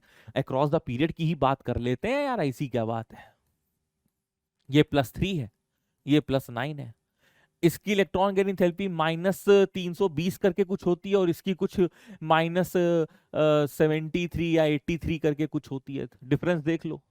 -320 का मतलब तुम ऐसा समझो कि जब फ्लोरीन के आउटर मोस्ट में इलेक्ट्रॉन बैठा तो ऐसे बैठा, देखना 50, और लिथियम के आउटर मोस्ट में ऐसे बैठा 50। ज्यादा तेज ताली बज रही है यानी कि ज्यादा एनर्जी रिलीज हो रही है, धीरे ताली बज रही है यानी कि कम एनर्जी रिलीज हो रही है। लिथियम में धीरे ताली बज रही है, काहे, अबे लिथियम है यार, मेटल है, वो कहाँ इलेक्ट्रॉन लेना चाहता है, आ रहा था तो उसने ले लिया, वैसे भी S1 था, S2 बनाने के लिए चलो उसने कहा ठीक है आ जाओ भाई। फ्लोरीन 7 इलेक्ट्रॉन है, 1 इलेक्ट्रॉन चाहिए, हप्सी है एक नंबर का, वो तो कहेगा भैया मुझे 1 इलेक्ट्रॉन चाहिए हर हालत में। सेकेंडली इधर अक्रॉस द पीरियड जा रहे हो, एटॉमिक साइज छोटा हो रहा है, एटॉमिक साइज छोटा होगा तो इलेक्ट्रॉन गेन एंथैल्पी ज्यादा होगी, और अक्रॉस द पीरियड जाने पर न्यूक्लियर चार्ज बाय +1 यूनिट बढ़ता है। न्यूक्लियर चार्ज बढ़ेगा तो tendency to attract the electron, incoming electron वो भी बढ़ेगी, तो 50 तरीके से अपनी तरफ इलेक्ट्रॉन को घसीटेगा। एक बार इस पूरी बातों को विजुअलाइज करो, देखो समझो क्या कह रहा हूं मैं। यार इस स्लाइड में एक इंपॉर्टेंट पोर्शन था जो अभी निकलने ही वाला था, मैंने पकड़ लिया इसको, मैंने कहा नहीं भैया तुम कहाँ जा रहे हो। Electron affinity. अब जिस तरह से आयनाइजेशन एनर्जी और आयनाइजेशन इंथैल्पी है, उस तरीके से इलेक्ट्रॉन एफिनिटी और इलेक्ट्रॉन गेन इंथैल्पी है। Electron affinity, affinity means to love. अब इलेक्ट्रॉन एफिनिटी मतलब इलेक्ट्रॉन के प्रति प्यार। तो अकल को कहीं कोई दिक्कत पड़ जाए तो तुम कह देना आई एफिनिटी यू, मतलब आई लव यू। तो इलेक्ट्रॉन एफिनिटी क्या है कि इलेक्ट्रॉन, उस एटम का इलेक्ट्रॉन के प्रति प्यार, वो लेना चाहता है कि नहीं लेना चाहता है, ये मेजर्ड होती है इलेक्ट्रॉन गेन एंथैल्पी के टर्म्स में। तो लिखा है affinity of an atom towards electron is measured by electron gain enthalpy. यदि मैं ये कह दूं किसी की इलेक्ट्रॉन गेन एंथैल्पी पॉजिटिव है, जैसे भी यहां मैंने बताया कि generally electron gain enthalpy exothermic है, क्यों, क्योंकि एटम है, एटम पर इलेक्ट्रॉन आकर बैठ गया, एनर्जी रिलीज हो गई। लेकिन जो स्टेबल है तो वो इलेक्ट्रॉन नहीं लेंगे, हम जबरदस्ती इलेक्ट्रॉन डालेंगे, यानी कि उनकी इलेक्ट्रॉन एफिनिटी नहीं थी, यानी कि उनकी इलेक्ट्रॉन एफिनिटी 0 थी। तो जो एंडोथर्मिक वाले केसेस हैं उनकी इलेक्ट्रॉन एफिनिटी 0 होती है, क्योंकि उनकी affinity of an atom towards the electron है ही नहीं। तो इलेक्ट्रॉन एफिनिटी पॉजिटिव कब होगी, नेगेटिव तो नहीं हो सकती। इलेक्ट्रॉन एफिनिटी पॉजिटिव होगी या 0 होगी, पॉजिटिव कब होगी, देखो या तो बहुत ज्यादा पॉजिटिव होगी या कम पॉजिटिव होगी। बहुत पॉजिटिव तब होगी जब इलेक्ट्रॉन गेन एंथैल्पी बहुत ज्यादा नेगेटिव होगी। जब बहुत चाहत होती है किसी के प्रति, यानी कि मेरी उसके लिए एफिनिटी बहुत ज्यादा है, यानी कि वो कस के इलेक्ट्रॉन को चिपकाएगा। जब कस के इलेक्ट्रॉन को चिपकाएगा तो ज्यादा एनर्जी रिलीज होगी, ज्यादा एनर्जी रिलीज होगी, यानी कि इलेक्ट्रॉन गेन एंथैल्पी का वैल्यू नेगेटिव में बहुत ज्यादा दिखाई देगा। जेई में सीधा सीधा क्वेश्चन इस टेबल पर बेस्ड आया है। काफी क्वेश्चंस जेई पीवाईक्यू यहां से बन रहे हैं, इस टेबल पर जरा ध्यान दें। डेटा बेस्ड क्वेश्चन आ रहा है बेटा, डेटा बेस्ड। जैसे पिछली बार क्वेश्चन आया, क्वेश्चन के जरा रंग भाव को समझिएगा। कुछ दो दो पेयर्स उठाकर दे दिए और कहा कि यार इसमें सेम या almost same electron gain enthalpy किसकी है। तो फिलहाल एक बार इस टेबल पे जरा गौर करते हैं। यहाँ पे ग्रुप 1 की बात करी गई है, मेटल्स की बात करी गई है, सबका नेगेटिव है, लेकिन नेगेटिव बहुत कम है। इसका मतलब क्या है? इसका मतलब क्या है सर? इसका मतलब ये है सर, इसका मतलब सिंपल ये है कि मेटल इलेक्ट्रॉन लेना नहीं देना चाहता है। दूसरी बात 3s1 मतलब ns1 था, तो चूंकि एक इलेक्ट्रॉन आ सकता है इसलिए नेगेटिव है, लेकिन नेगेटिव की वैल्यू बहुत कम है। Very good. ग्रुप 16 ग्रुप 17 की बात हो रही है, नॉन मेटल्स है, नॉन मेटल्स इलेक्ट्रॉन लेना चाहते हैं। ऑक्सीजन ग्रुप को यानी कि ऑक्सीजन फैमिली को 2 इलेक्ट्रॉन चाहिए ताकि अपना वो स्टेबिलिटी प्राप्त कर सकें, और हैलोजन्स को सिर्फ 1 इलेक्ट्रॉन चाहिए ताकि वो अपनी स्टेबिलिटी को प्राप्त कर सकें। इसलिए हैलोजन्स बाजी मार जाते हैं, हैलोजन्स की इलेक्ट्रॉन गन एंथैल्पी थोड़ी ज्यादा होती है। अब हैलोजन्स में अगर मैं बात करूं तो down the group atomic size increase करता है तो इलेक्ट्रॉन गेन एंथैल्पी डिक्रीज करेगी। तो यार एक्सपेक्टेड ये होना चाहिए कि फ्लोरीन की सबसे ज्यादा, फिर क्लोरीन, फिर ब्रोमीन और फिर आयोडीन, लेकिन ऐसा होता नहीं है। एक्चुअली ये देखा गया कि फ्लोरीन का वेरी स्मॉल एटॉमिक साइज होता है, वेरी स्मॉल एटॉमिक साइज, और साथ में इसका हाई चार्ज डेंसिटी होती है। मतलब छोटी सी जगह में 7 इलेक्ट्रॉन है, और वहीं पे क्लोरीन में बड़े एटम में 7 इलेक्ट्रॉन है, तो आसानी से इलेक्ट्रॉन कहां आना चाहेगा, क्लोरीन में कि फ्लोरीन में? बेटा तुम बताओ, हेलो बताओ। फ्लोरीन छोटा सा, क्लोरीन बड़ा सा। फ्लोरीन के आउटर मोस्ट शेल में भी 7 इलेक्ट्रॉन है और क्लोरीन के भी आउटर मोस्ट शेल में 7 इलेक्ट्रॉन है। आसानी से इलेक्ट्रॉन कहाँ आएगा, कहाँ उसको रिपल्जन नहीं लगेगा? क्लोरीन में। तो क्लोरीन में अच्छे से चिपकेगा, यानी कि एनर्जी ज्यादा रिलीज होगी। तो क्लोरीन का इलेक्ट्रॉन गेन एंथैल्पी ज्यादा होता है, फिर फ्लोरीन, फिर ब्रोमीन और फिर आयोडीन। उसी तरीके से ग्रुप 16 में भी आता है ना? एरो गलत बन गया। सिमिलरली, एक्सपेक्टेड ये होता है कि इसका ज्यादा, फिर ये, फिर ये, फिर ये, फिर ये, फिर ये, लेकिन सी टी ओ ऑक्सीजन एकदम लास्ट में आ जाता है। ये डेटा बेस्ड है, याद रखना है। अच्छा, जेई में क्वेश्चन क्या पूछा गया कि ऑलमोस्ट सेम किसकी किसकी है, तो आर्गन और क्रिप्टन 96 96 प्लस क्यों लिखा है? प्लस क्यों लिखा है? क्योंकि हम दे रहे हैं इलेक्ट्रॉन, हम दे रहे हैं एनर्जी ताकि इलेक्ट्रॉन जाकर बैठ जाए, वो लेना नहीं चाहता था। ऑलमोस्ट सेम किसकी है? पोटेशियम, रुबीडियम -48 -47 ऑलमोस्ट सेम है। तो ये कुछ इंपॉर्टेंट फैक्ट्स हैं इस टेबल को लेकर, ये एनसीईआरटी का है और डायरेक्ट क्वेश्चन इस पर बेस्ड आते हैं। सक्सेसिव इलेक्ट्रॉन एफिनिटी या इलेक्ट्रॉन गेन एंथैल्पी ये मैंने आपको समझा दिया है, फैक्टर्स मैंने आपको समझा दिए हैं, ठीक है। अब अक्रॉस द पीरियड में देख लो कैसे देखते हैं, ठीक है। अक्रॉस द पीरियड में देख लो भाई। तो एक एग्जांपल लेते हैं सेकंड पीरियड का, ठीक है। और ये हम बात कर रहे हैं किसकी? इलेक्ट्रॉन एफिनिटी या कह लो इलेक्ट्रॉन गेन एंथैल्पी की बात हम कर रहे हैं। तो ली बे ब क नौ प कायदे से ये होना चाहिए कि यार यहां से यहां जाने पे एटॉमिक साइज डिक्रीज होता है तो इलेक्ट्रॉन गेन एंथैल्पी इंक्रीज होना चाहिए, यानी कि ये ऑर्डर होना चाहिए, ये ऑर्डर होना चाहिए। ये होता है हमारा एक्सपेक्टेड ऑर्डर। लेकिन बेटा एक बात सुनो, नियॉन तुम्हें नहीं पता कि स्टेबल है, तुम्हें नहीं पता नाइट्रोजन स्टेबल है, तुम्हें नहीं पता बेरिलियम स्टेबल है। तो भाई इस सबको नजर मध्य रखते हुए नई बे नाना भाई ले कॉफी, ये होता है नई बे नाना भाई ले कॉफी। तो 1 2 3 4 5 6 7 8 इस तरीके का वेरिएशन निकलता है। Same goes for third period elements also.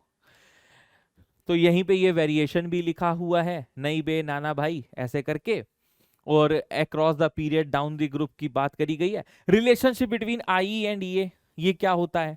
जैसे मान लो एक एटम है सोडियम, उस सोडियम में से मैंने एक इलेक्ट्रॉन निकाला तो वो बन गया Na+। अब इस प्रोसेस को हम कहेंगे कि आयनाइजेशन इंथैल्पी है, और इसका जो आयनाइजेशन इंथैल्पी है या पोटेंशियल है वो +x है, +x किलो जूल पर मोल या +x इलेक्ट्रॉन वोल्ट, कुछ भी मान लो। अब मैं कहूं इस Na+ में मैंने एक इलेक्ट्रॉन ऐड कर दिया, और वो जब इलेक्ट्रॉन लेगा तो एनर्जी रिलीज करेगा। ये बात मैं अभी पढ़ा कर आ रहा हूं कि यदि कोई कैटायन है तो कैटायन में तुम इलेक्ट्रॉन डालोगे तो एनर्जी रिलीज होगी। तो इसमें जो एनर्जी रिलीज होगी वो कितनी होगी? तो इसकी जो इलेक्ट्रॉन गेन इंथैल्पी वैल्यू या इलेक्ट्रॉन एफिनिटी वैल्यू है वो हो जाएगी -x। तो ये रिश्तेदारी आपको याद रखनी है बेटा। इस पर बेस्ड भी जेई में प्रीवियस ईयर क्वेश्चन आया है, तो आगे भी आएगा। ठीक है, ये एक्सेप्शनल पॉइंट मैंने बता दिया है सेकंड पीरियड और थर्ड पीरियड के रिस्पेक्ट में। ये पूरी स्लाइड कवर हो चुकी है, शॉर्ट फॉर्मेट में लिखी है, तो आप लोगों के लिए काफी आसान होगा। क्यों? क्योंकि नाम है सीरीज का माइंड मैप, तो जितना शॉर्ट में हो सकता है उतना बढ़िया तरीके से आपको पूरा कंटेंट डिलीवर किया जा रहा है। और नेक्स्ट आता है, लास्ट आता है electronegativity. What is electronegativity? The tendency of an atom to attract the share pair of electron toward itself. तो अगर जैसे मैं HCl की बात करूं तो H और Cl में Cl होता है तुम्हारा मोर इलेक्ट्रोनेगेटिव, तो इलेक्ट्रॉन डेंसिटी इसकी तरफ खिंची हुई चली जाती है, तो Cl पर आ जाता है पार्शियल नेगेटिव, H पर आ जाता है partial positive charge. This induces the polarities in the bond, जिसकी वजह से हम कहते हैं यार कोवैलेंट बॉन्ड को दो भागों में डिवाइड करो, पोलर कोवैलेंट बॉन्ड और नॉन पोलर कोवैलेंट बॉन्ड। तो अगर Cl2 है या H2 है तो वो नॉन पोलर कोवैलेंट बॉन्ड है, क्योंकि इलेक्ट्रोनेगेटिव डिफरेंस है ही नहीं। लेकिन अगर HCl के साथ जुड़ा है तो इलेक्ट्रोनेगेटिविटी डिफरेंस है, जिसकी वजह से हम नाम देते हैं पोलर कोवैलेंट बॉन्ड। तो ये एक रिलेटिव फिनोमिना है। रिलेटिव फिनोमिना मतलब हम एक एटम को दूसरे एटम से जब जोड़ देते हैं तो कंपैरिजन होता है कि तुम इससे ज्यादा हो कि तुम इससे कम हो। हम अगर Cl रख दे तुम्हारे आगे और तुमसे कहें बेटा बताओ ये मोर इलेक्ट्रोनेगेटिव है कि लेस इलेक्ट्रोनेगेटिव है, तो तुम कहोगे सर किससे कंपेयर करें, किससे रिलेट करें, इसलिए नाम लिखा है रिलेटिव फिनोमिना। चेक करो क्या लिखा है, रिलेटिव फिनोमिना।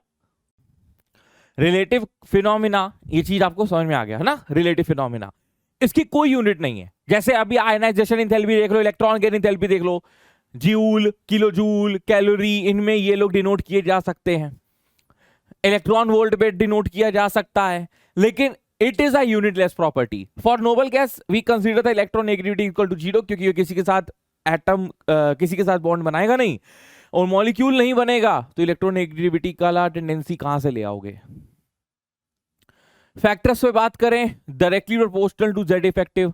जितना ज्यादा इफेक्टिव न्यूक्लियर चार्ज होगा उतनी ज्यादा इलेक्ट्रोनेगेटिविटी होगी, उतना ज्यादा फोर्स ऑफ अट्रैक्शन लगेगा, उतनी ज्यादा उसकी टेंडेंसी होगी अट्रैक्ट करने की। It is inversely proportional to atomic size. तो यार देखो एटॉमिक साइज के इनवर्सली प्रोपोर्शनल सारी की सारी तुम्हारी प्रॉपर्टीज हैं, चाहे Z इफेक्टिव देख लो एटॉमिक साइज के इनवर्सली प्रोपोर्शनल है, ionization enthalpy, electron gain enthalpy या एफिनिटी या इलेक्ट्रोनेगेटिविटी, सब inversely proportional to atomic size हैं। तो जिसका छोटा एटॉमिक साइज होगा उसकी सबसे ज्यादा इलेक्ट्रोनेगेटिविटी होगी, जैसे ली, बे, ब, क, नौ, फ। तो यहां से यहां जाने में एटॉमिक साइज हमारा घटता है, इलेक्ट्रोनेगेटिविटी बढ़ेगी। तो fluorine is considered to be the most electronegative element in the periodic table. Electronegativity is directly proportional to the positive oxidation state and inversely proportional to the negative oxidation state. इसका क्या मतलब है? देखो जैसे जैसे किसी भी एटम पर पॉजिटिव ऑक्सीडेशन स्टेट यानी कि पॉजिटिव चार्ज बढ़ता है, यानी कि वो इलेक्ट्रॉन का प्यासा, इलेक्ट्रॉन का भूखा है, तो वो सबसे ज्यादा इलेक्ट्रॉन टेंडेंसी रखेगा एक्सेप्ट करने की। इसलिए electronegativity is directly proportional to the positive oxidation state. Next, it is directly proportional to the percentage of s character. जैसे हम आपको बताएं, आप लोग ऑर्गेनिक में कंसेप्ट पढ़ते हो कि यार एक तरफ इथाइन लिखा और एक तरफ इथेन लिखा है, तो बताइए कौन ज्यादा एसिडिक करेक्टर है ना? तो कहा जाता है कि यार ethyne is more acidic, ethyne is more acidic. तो इसके पीछे लॉजिक क्या जानते हो आप? इसके पीछे लॉजिक ये जानते हैं कि ये कार्बन sp हाइब्रिडाइज्ड है, ये कार्बन sp3 हाइब्रिडाइज्ड है। sp हाइब्रिडाइज्ड है तो परसेंटेज एस करेक्टर इसके अंदर 50% है, इसके अंदर परसेंटेज एस करेक्टर 25% है, और percentage s character is directly proportional to the electronegativity. तो जो हाइड्रोजन जितने ज्यादा इलेक्ट्रोनेगेटिव एटम के साथ जुड़ेगा, उतना अच्छा टेंडेंसी होगा हाइड्रोजन का एज H+ रिलीज होने में। इसलिए ये ज्यादा एसिडिक है, ये कम एसिडिक है, मतलब ये तो होता ही नहीं है। अब आते हैं ऑक्साइड और हाइड्रोक्साइड्स को लेकर। कह रहा है electronegativity is directly proportional to the acidic character of oxide, और acidic character of oxide across the period increase करता है।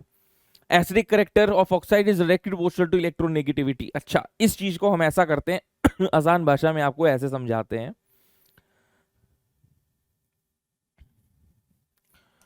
देखो, आपके पास ऑक्साइड्स हैं, ठीक है? तो ऑक्साइड्स कितने प्रकार के हैं एक बार जरा चेक कर लो। Acidic oxide, basic oxides, neutral oxides, amphoteric oxides. Acidic oxide कौन से होते हैं? एसिडिक ऑक्साइड्स वो होते हैं जो नॉन मेटल्स के द्वारा बनाए जाते हैं। जैसे एग्जाम्पल के तौर पे P2O5 ले लें, SO3 ले लें, SO2 ले लो, N2O5 ले लो। बेसिक ऑक्साइड्स कौन होते हैं? जो मेटल्स के द्वारा बनाए जाते हैं, यानी कि आपका Na2O हो गया, MgO हो गया। Next, neutral oxides. Neutral oxides पर क्या रहता है? हम देखो पूरा नेचर ऑफ ऑक्साइड्स के बारे में ही बात कर लेते हैं। इलेक्ट्रोनेगेटिविटी का वो कुछ एप्लीकेशन आया था ना ऑक्साइड्स को लेकर, तो मैं आपको पहले ऑक्साइड्स का पूरा विवरण कर दे रहा हूं, पूरा समझा दे रहा हूं। ऑक्साइड्स कितने प्रकार के होते हैं, कहां से आते हैं, क्या क्या एग्जाम्पल्स आपको याद रखने हैं, उसके आगे पीछे की सारी कहानी। न्यूट्रल ऑक्साइड एनसीईआरटी में 3 एग्जाम्पल्स हैं और ये हम लोगों को याद रखने हैं, NO, N2O और CO। नेक्स्ट एंड लास्ट आता है एम्फोटेरिक ऑक्साइड्स। एम्फोटेरिक ऑक्साइड्स की एक ट्रिक रहती है याद करने की, सब जन की आस सुनो प्रभु अल्लाह, फिर कहते हैं जा बे Cr3+ V5+। ये सारे सारे एम्फोटेरिक ऑक्साइड्स हैं। इसमें भी डी ब्लॉक और है, और डी ब्लॉक में थोड़ा और रहस्य है जो कि छुपा हुआ है, अभी बता दूंगा। ये एक बेसिक सा क्लासिफिकेशन है ऑक्साइड्स का, और ये भाई जेई स्पेशल है। इस पर बेस्ड दमदार तरीके से PYQs आए हुए हैं और हर बार आएंगे, आते आए हैं और आते रहेंगे, ठीक है? कुछ किसी भी तरीके से, किसी भी एंगल से पूछ लेगा। Simple match the following. देखो मैं बताता हूं, एक क्वेश्चन जैसे मैं लाया हूं, ये देखो जेई 2021 का सवाल है, लिस्ट ऑफ ऑक्साइड्स और नेचर पूछ रहा है। तो वीडियो को पॉज करके खुद से आंसर देने में थोड़ा विश्वास रखते हो तो देकर देखो, देखो फिर आंसर हमारा सही आता है कि नहीं। तो Cl2O7 ये नॉन मेटल है, नॉन मेटल का क्या होगा? Acidic oxide. ये मेटल है, मेटल का क्या होगा? Basic oxide. Al2O3 एल्यूमिनियम, सब जन की आज सुनो प्रभु अल्लाह, यानी कि एम्फोटेरिक ऑक्साइड। N2O, NO और CO न्यूट्रल ऑक्साइड। तो अब भाई करेक्ट ऑप्शन देख लो, A का 4 है और B का 2 है और C का 1 है, तो ये करेक्ट आंसर B हो गया। तो इस तरह के सवाल आप लोगों से पूछे जाते हैं, ठीक है?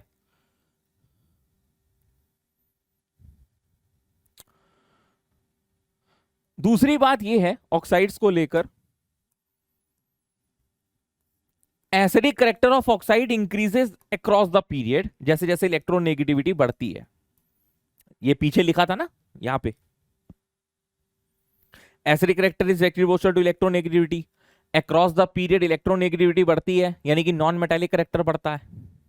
और एसिडिक करेक्टर ऑफ ऑक्साइड क्या करेगा, बढ़ेगा, क्योंकि नॉन मेटल्स में कन्वर्ट हो रहे हैं। भाई एस ब्लॉक में तुम बैठे हो, extreme left of the periodic table, तुम्हें मेटल्स का सामना करना पड़ रहा है, तुम लेफ्ट से राइट जा रहे हो, अक्रॉस द पीरियड जा रहे हो, राइट हैंड साइड में तुम्हें नॉन मेटल्स का सामना करना पड़ रहा है, नॉन मेटल्स में एसिडिक ऑक्साइड्स होते हैं। तो ये तो डायरेक्टली एक बात हुई ना, A equal to B equal to C, तो A इक्वल टू सी। भाई मैं ये कह रहा हूं कि इलेक्ट्रोनेगेटिविटी बढ़ रही है, नॉन मेटालिक करेक्टर बढ़ रहा है, तो एसिडिक करेक्टर ऑफ ऑक्साइड भी बढ़ रहा है। अब जैसे इसका साधारण सा एग्जांपल देते हैं, अब जैसे Na2O है, MgO है, Al2O3 है, SiO3 है, P2O5 है, SO3 है, Cl2O7 है, ये पीरियड थर्ड के सारे ऑक्साइड्स लिखे हैं। तो ये क्या होता है, ये आपका होता है स्ट्रांगली बेसिक ये क्या होता है, स्ट्रांगली बेसिक। इस मच्छर को हटाओ यार। स्ट्रांगली बेसिक, MgO हो जाता है बेसिक, एल्यूमिनियम आ गया तो ये एम्फोटेरिक हो गया, सिलिकॉन का ऑक्साइड आ गया तो ये स्लाइटली एसिडिक हो गया, P2O5 एसिडिक हो जाता है, फिर ये स्ट्रॉन्ग एसिडिक हो जाता है, और Cl2O7 स्ट्रॉन्गली एसिडिक हो जाता है। तो ये लाइन समझ में आ गई होगी। बेसिक ऑक्साइड्स को लेकर इसका उल्टा हो जाएगा टर्म, बेसिक करेक्टर को लेकर। नेक्स्ट यहां पर कह रहा है ये शूमेकर स्टीवेंसन फॉर्मूला है। ये क्यों यूज करते हैं कि जैसे मान लो हमने आपको स्टार्टिंग में पढ़ाया था ना, covalent radius is nothing but the half of the internuclear distance. अगर मान लो वहां पर HCl होता, यानी कि इलेक्ट्रोनेगेटिव डिफरेंस है दोनों मॉलिक्यूल्स के बीच में, दोनों एटम्स के बीच में, तो वहां पे आप डिस्टेंस यानी कि जो रेडियस है वो इस तरह से निकालते हैं कि distance is equal to RA plus RB minus 0.09 multiply by difference in the electronegativity. ये हेनरी स्मिथ फॉर्मूला क्यों यूज करते हैं, इससे हम परसेंटेज आयनिक करेक्टर निकाल सकते हैं। देखिए इलेक्ट्रोनेगेटिविटी का ये भी एक एप्लीकेशन है कि जैसे polar bond non polar bond one of the application, non metallic character one of the application, metallic character non metallic character अभी समझाया ना कि across the period non metallic character increase कर रहा है, इलेक्ट्रोनेगेटिविटी क्योंकि इंक्रीज कर रही है, यानी कि मेटालिक करेक्टर डिक्रीज कर रहा है। अब पोलर नॉन पोलर पर देखो ये बात लिखी है, नॉन पोलर बॉन्ड का मतलब है इलेक्ट्रोनेगेटिविटी डिफरेंस 0 है। जैसे अगर मैं बात करता हूं Cl2 की तो Cl से जुड़ा है, कोई भी इलेक्ट्रोनेगेटिव डिफरेंस है ही नहीं। और जहां इलेक्ट्रोनेगेटिव डिफरेंस होगा यानी कि 0 के बराबर नहीं होगा, जैसे H और Cl, तो Cl पे पार्शियल नेगेटिव और H पर पार्शियल पॉजिटिव, तो ये पोलर बॉन्ड है ना। तो इलेक्ट्रोनेगेटिव डिफरेंस जितना ज्यादा होगा उतनी ज्यादा बॉन्ड पोलैरिटी होगी, जितना ज्यादा बॉन्ड पोलैरिटी होगा यानी कि पार्शियल पॉजिटिव पार्शियल नेगेटिव जितना ज्यादा होगा वो उतने करीब होंगे यानी कि बॉन्ड लेंथ उसकी कम हो जाएगी, यानी कि बॉन्ड स्ट्रेंथ उसकी ज्यादा हो जाएगी। तो these are the types of questions which you can relate with the respect to the electronegativity.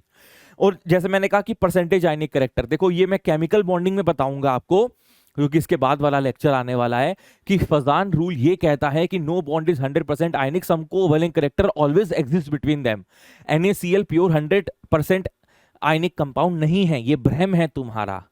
और कभी कभार कोवेलेंट करेक्टर इतना ज्यादा आ जाता है, इतना ज्यादा हो जाता है कि जैसे अब LiCl है, BeCl2 है, ये मेटल नॉन मेटल यानी कि आयनिक कंपाउंड होने चाहिए थे, लेकिन इनका कोवेलेंट करेक्टर इतना ज्यादा हो जाता है कि कोवेलेंट मॉलिक्यूल्स के अंतर्गत हम लोग पढ़ रहे होते हैं। तो परसेंटेज आयनिक करेक्टर आप निकाल सकते हैं 16 multiply by electronegativity difference XA minus XB plus 3.5 multiply by XA minus XB का होल स्क्वायर।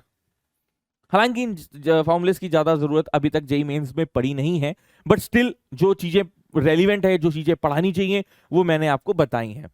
ये एक्सेप्शन केसेस था कि जैसे टॉप टू बॉटम इलेक्ट्रोनेगेटिविटी क्या करती है तुम्हारी, डिक्रीज होती है। भाई एटॉमिक साइज बढ़ेगा तो इलेक्ट्रोनेगेटिव डिक्रीज तो करेगी ना। और ये दो एक्सेप्शंस आप याद कर लेना, ZnCdHg वाला और गैलियम इंडियम और थेलियम वाला।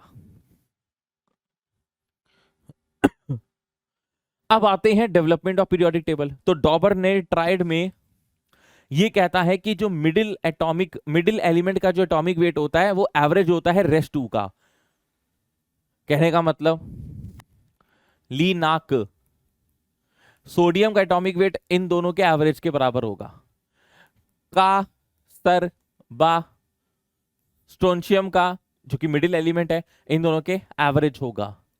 Cl Br I इस तरह से अच्छा, डॉबरनेर कौन फॉलो करता है कौन फॉलो नहीं करता, कभी कभार इसमें लोचा होता है, तो याद रखना कहानी तो इसने एटॉमिक वेट की बताई थी, लेकिन ये एक ट्रिक है कि difference between the two elements with respect to atomic number निकाल लीजिए। मैं बताता हूं, जैसे लिथियम का 3 है, सोडियम का 11 है, इसका 19 है, 19 में से 11 गए 8, 11 में से 3 गए 8। Difference between the atomic number between the two elements अगर सेम है तो वो तीनों ट्रायड फॉलो करेंगे, अदरवाइज नहीं। और ये चीज पीरियड वाले के लिए फॉलो नहीं होती है, सेम ग्रुप में होना चाहिए तभी ट्रायड फॉलो करेगा, सेम पीरियड वाले ट्रायड फॉलो नहीं करेंगे। तो डॉबरनेर ने अपनी कहानी करी, बोली, और उसके बाद ये फ्लॉप इसलिए हो गया क्योंकि हर एलिमेंट ट्रायड फॉलो नहीं कर रहा था। न्यूलैंड लॉ ऑफ ऑक्टेव में ये होता है कि वो कहता है जैसे ली बे ब क नौ फ नी उस समय बना नहीं था, फिर ना, फिर मग अल सिप्स क्लोरीन अर्गन बना नहीं था, कक्का। सबसे पहली बात, न्यूलैंड लॉ ऑफ ऑक्टेव सिर्फ एटॉमिक वेट 40 तक सीमित था। पहली बात, उसने कहा था कि जिस तरह से म्यूजिकल नोट्स होते हैं कि पहला म्यूजिकल नोट 8वां म्यूजिकल नोट हमेशा कोइंसाइड करता है, उसी तरीके से पहला एलिमेंट पीरियोडिक टेबल का और 8वां एलिमेंट एक दूसरे के साथ ओवरलैप करेंगे इन व्हाट टर्म्स की उनकी फिजिकल केमिकल प्रॉपर्टी सेम रहने वाली है, वो लोग ग्रुप में एक साथ आने वाले हैं।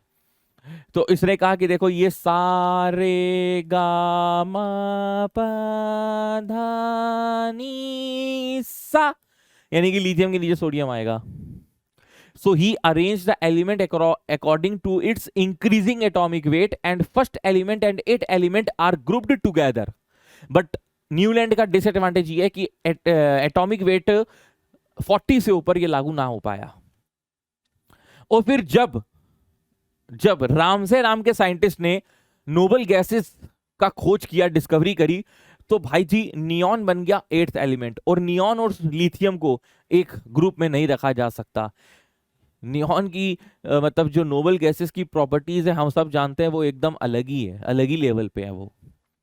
लॉथर मेयर कर्व ने atomic weight versus atomic volume पर कर्व बनाया था, और इसके कर्व के तहत हमको इसका जो ऑब्जर्वेशन मिला था वो बहुत इंपॉर्टेंट है कि पीक ऑफ द कर्व कौन फॉलो करता है ना, peak of the curve alkali metal group 1। उसी तरीके से bottom part of the curve, bottom part कौन फॉलो करता है, transition elements and metalloids. Ascending portion कौन फॉलो करता है, असेंडिंग पोर्शन, असेंडिंग पोर्शन कौन फॉलो करता है, हैलोजन्स यानी कि ग्रुप 17। डिसेंडिंग पोर्शन कौन फॉलो करता है, डिसेंडिंग पोर्शन फॉलो करता है ग्रुप 2 के एलिमेंट्स यानी कि एल्कलाइन अर्थ मेटल। तो इसके ऑब्जर्वेशंस बड़े इंपॉर्टेंट हैं, ये इस पर बेस्ड क्वेश्चन आ सकता है। Atomic weight versus atomic volume, इस पर बेस्ड क्वेश्चन आ सकता है। नेक्स्ट, मेंडली पीरियोडिक टेबल, इसने भी लॉथर मेयर के ऊपर बंदूक रखकर ये सोचा कि यार physical and chemical properties of the elements are the periodic function of their atomic weight, यानी कि इसने भी एलिमेंट्स अपने जो पीरियोडिक टेबल में बनाए थे वो सारे के सारे according to increasing atomic weight के हिसाब से बनाए थे। फादर ऑफ पीरियोडिक टेबल कहा जाता है क्योंकि कुछ खाली जगहें छोड़ दी थी इसने, जो एलिमेंट उस समय नहीं बने थे, गंगा से जर्मनी तक, उनका नाम उसने पहले ही बोल दिया था कि इका एल्यूमिनियम या एल्यूमिनियम के नीचे एक एलिमेंट आएगा, उसकी प्रॉपर्टी सेम होगी, इसको इसी ग्रुप में रखा जाएगा। So he left gaps for the undiscovered elements, जैसे पंडित लोग करते हैं, फ्यूचर प्रेडिक्ट कर देते हैं एस्ट्रोलॉजर्स, ये एस्ट्रोलॉजर टाइप का बंदा था इसके टाइम पे। अच्छा, मेंडली पीरियोडिक टेबल से जेई पर पीवाईक्यू आया है, जैसे उसने इन्वेंट किया था एक्यूरेट बैरोमीटर, पता नहीं लेकिन ये क्यों फैक्चुअल चीजें पूछ ली गई जेई 2021 में। इसने प्रिंसिपल ऑफ केमिस्ट्री एक किताब लिखी थी, तो यार ये चीजें तुम लोग भी याद कर लो, कल को मान लो फिर दोबारा डसने को आ जाए तो तुम कम से कम पहले से जहर लेकर बैठे हो, है ना, कि भैया हमारे पास जहर है, टेंशन ना लो, सागर सर ने पढ़ा दिया था। तो ये दो इंपॉर्टेंट एस्पेक्ट्स हो गए हैं। और पता है सिस्टमैटिक मैनर में अगर किसी ने कांड किया था, सिस्टमैटिक, क्योंकि है क्या, इसके समय तक बेटा 63 एलिमेंट्स बन चुके थे। 63 एलिमेंट्स को अरेंज करना according to increasing atomic weight, periods और ग्रुप्स में डिवाइड कर देना, 7 पीरियड 8 ग्रुप्स, ये बहुत बड़ी बात थी उस समय तक। और उन एलिमेंट्स का भी नामकरण पहले से ही कर देना, उनके लिए खाली जगह छोड़ देना, और कई एलिमेंट्स का तो एटॉमिक वेट भी इसने सही किया, जैसे gold in platinum becomes ultimate, इन सब के एटॉमिक वेट को करेक्ट किया था भाई ने, क्योंकि कहीं किसी की वैलेंसी गड़बड़ थी, किसी का इक्विवेलेंट मास गड़बड़ था। अब जैसे बेरिलियम लोग +3 मानकर चल रहे थे, तो +3 × 4.5 इक्विवेलेंट वेट है इसका, तो 13.5 हो रहा था। फिर इसने कहा नहीं भाई रुको, ये बाईवैलेंट है ये बाईवैलेंट है, इसका 9 आएगा। तो ये कुछ इसके एडवांटेजेस थे, और डिसएडवांटेज सबसे बड़ा तो यही है कि एटॉमिक वेट पर चर्चा कर रहा था। फिर आया भाई मोसले ने कहा कि भाई और बहनों, मैं आज से ये ऐलान करता हूं कि यदि अगर आपको, कि भाई देखो, यदि अगर आप चाहते हो सही से पीरियोडिक टेबल को डिजाइन करना, तो एटॉमिक वेट का पीछा करना छोड़ दो। मोसले का एक्सपेरिमेंट हुआ था, लेकिन नामकरण जो हुआ था वो बोहर का बहुत ज्यादा हुआ था, बोहर और बोहर की टीम का, क्योंकि वो अच्छे से समझा पाया था। लेकिन असली एक्सपेरिमेंट मोसले ने किया था। मोसले के एक्सपेरिमेंट के अनुसार यहां पर ये डायरेक्टली प्रोपोर्शनैलिटी आ रही थी। एक्सरे एक्सपेरिमेंट किया था, एक्सरे स्कैटरिंग एक्सपेरिमेंट, जैसे वो कैथोड डिस्चार्ज ट्यूब होती है ना, उसमें इलेक्ट्रॉन्स की बीम का कैथोड एंड से एनोड एंड की तरफ हाई वेलोसिटी से इलेक्ट्रॉन स्ट्राइक करे थे, और उनसे जो रेडिएशंस प्रोड्यूस हुई थी उसकी फ्रीक्वेंसी को मेजर किया, जो कि एक्सरे को रिजेंबल करती थी, और वहां से उसने कुछ ये निचोड़ निकाला था। That experiment is totally relevant for you. लेकिन हाँ, एनसीईआरटी में जैसे ये जो लाइन लिखी है, 2-3 लाइनें जो मैंने बोली हैं, वो आपके लिए रेलिवेंट है, और उसी पर बेस देखो, आप यकीन ना मानो तो क्वेश्चन आया था। ये देखो, सीधा जेईई मेंस 2023 में, और 2 क्वेश्चन आए थे इसी साल इस पर बेस्ड 2 क्वेश्चन आए थे मेरे भाई, सुन लो मेरी बात। 2 क्वेश्चंस सिमिलर काइंड के, तो मैं सिमिलर काइंड के क्वेश्चन करा के क्या ही करूंगा, इसलिए एक ले आया। कह रहा है Henry Moseley studied the characteristic X ray spectra of elements, the graph which represents his observation correctly is. तो फ्रीक्वेंसी वर्सेस जेड हमें मालूम है कि डायरेक्टली प्रोपोर्शनल आएगा, लेकिन वी स्क्वायर होगा कि वी होगा कि √z होगा। तो भाई ये यार ये CD कर दो, है ना, ये थोड़ी सी गलत हो गया। तो आंसर है C, √ν वर्सेस z। अब कई बच्चे इसमें तिगड़म लगाते हैं, सर इसमें मैथमेटिक्स लगाइए, इसको दोनों तरफ से स्क्वायर कर दीजिए, तो ये भी तो हो सकता है। अरे ये सब फर्जी बना नहीं होगा, जो भाई ने बोला है वही करना है, कि जो लिख कर गए थे वो सही समझा रहा हूं मैं। समझे हो, जो हमसे पढ़े हैं वो इस चीज कविता को जानते हैं। कमेंट बॉक्स में बता देना ये कविता जानते हो कि नहीं जानते हो। अरे कविता जानते हो कि नहीं जानते हो, पोएम। हाँ, तो देखो इसने मॉडर्न पीरियोडिक लॉ जो बनाया था वो it is based on the atomic number two identify period group and block, जिसमें बच्चा बहुत ही ज्यादा अपने आप को सोचता है कि यार पता नहीं क्या ही आ गया, जबकि सबसे आसान चीज है। एक बार प्रैक्टिस कर लोगे तो चीजें आसान हो जाएंगी। अब इसमें क्वेश्चन 2 तरह से पूछा जा सकता है। एक क्वेश्चन पूछा जा सकता है कि अगर एटॉमिक नंबर दे दिया जाए, एक क्वेश्चन पूछा जा सकता है कि इलेक्ट्रॉनिक कॉन्फ़िगरेशन दे दी जाए। दोनों तरफ से क्वेश्चन आ सकता है। मान लो इलेक्ट्रॉनिक कॉन्फ़िगरेशन दे दी जाए, इलेक्ट्रॉनिक कॉन्फ़िगरेशन, तो ये मेथड फॉलो अप कर लोगे कि पीरियड कैसे पता चलेगा, हाईएस्ट नंबर ऑफ शेल यानी कि highest principal quantum number value. समझा दें एग्जांपल के थ्रू, वो ज्यादा अच्छा है ना। 1s2 2s2 2p6 3s2 3s2 3p3, मान लो इस तरह की तुम्हारे पास एक क्वेश्चन आ जाए, तो फटाफट समझना पीरियड मतलब highest value of n, principal quantum number value क्या है 3, तो पीरियड 3 हो गया। ब्लॉक, बी मतलब ब्लॉक मतलब last electron entering, last electron कहां एंटर कर रहा है, p में, खत्म। ग्रुप, ग्रुप के लिए अलग अलग फॉर्मूले हैं, वो फॉर्मूले देखो यहां हमने लिखे हैं। और S के लिए number of NS electron, P के लिए number of NS and NP plus 10, D के लिए number of NS plus N-1 D electron, और F हमेशा थर्ड B यानी कि 3 ग्रुप को बिलोंग करेगा। तो चूंकि P है तो 10 plus NS plus NP electron, तो NS हो गया 3, सॉरी NS हो गया 2, NP हो गया 3, तो 10 प्लस 2 प्लस 3 यानी कि 15। अच्छा, अब कभी कभार क्या होता है ये समझ गए? कभी कभार क्या होता है, जैसे मान लो एटॉमिक नंबर इन लोगों ने दे दिया तुम्हें 42। अब ये पहचानना पड़ता है कि बताओ भैया पीरियड क्या है, ब्लॉक क्या है और ग्रुप क्या है। तो कैसे करेंगे? उसके लिए तुमको बस ये याद कर लो कि हीना और करीना का जीरोक्स जो होता है वो रंगीन होता है, और इनके एटॉमिक नंबर याद कर लो। ये 2 होते हैं, 10 होता है, 18 होता है, 36 होता है, 54 होता है और 86 होता है। और ये भी पता होना चाहिए कि ये फर्स्ट पीरियड को है, ये सेकंड पीरियड को है, ये थर्ड पीरियड को है, ये फोर्थ पीरियड को है, ये फिफ्थ पीरियड को है, ये सिक्स्थ पीरियड को है। अब देखो, पीरियड होता है highest, next highest noble gas, मतलब 42 के बाद नेक्स्ट हाईएस्ट नोबल गैस कौन सी है? 36 के बाद 54 है, और वो जो जेनॉन है वो फिफ्थ पीरियड को बिलोंग करती है, यानी कि 42 एटॉमिक नंबर फिफ्थ पीरियड को बिलोंग करेगा। Next highest noble gas 42 next highest noble gas, यानी कि 54 की तरफ जा रहे हैं। 54 कहां है? फिफ्थ पीरियड में है। ब्लॉक और ग्रुप की बात करते हैं, तो भाई ब्लॉक ब्लॉक ब्लॉक ब्लॉक। अच्छा, ऐसा करते हैं, पहले हम लोग ये देख लेते हैं कि इसका ग्रुप क्या है। तो ग्रुप क्या होता है, एक फॉर्मूला है, जो गिवन एटॉमिक मास है उसमें प्लस 18 करो, माइनस नेक्स्ट नोबल गैस वाला यानी कि माइनस 54 करो। तो जेड गिवन कितना है? 42 प्लस 18 माइनस 54। 42 प्लस 8 हो गया 50, 50 प्लस 10 60, 60 में से 54 गया तो ग्रुप हो गया 6। अब अगर तुम्हारा आंसर 1 से 2 आता है तो एस ब्लॉक होता है, 3 से 12 आता है तो डी ब्लॉक होता है, 13 से 18 आता है तो पी ब्लॉक होता है। एफ का कोई नामो निशान नहीं है यहाँ पे।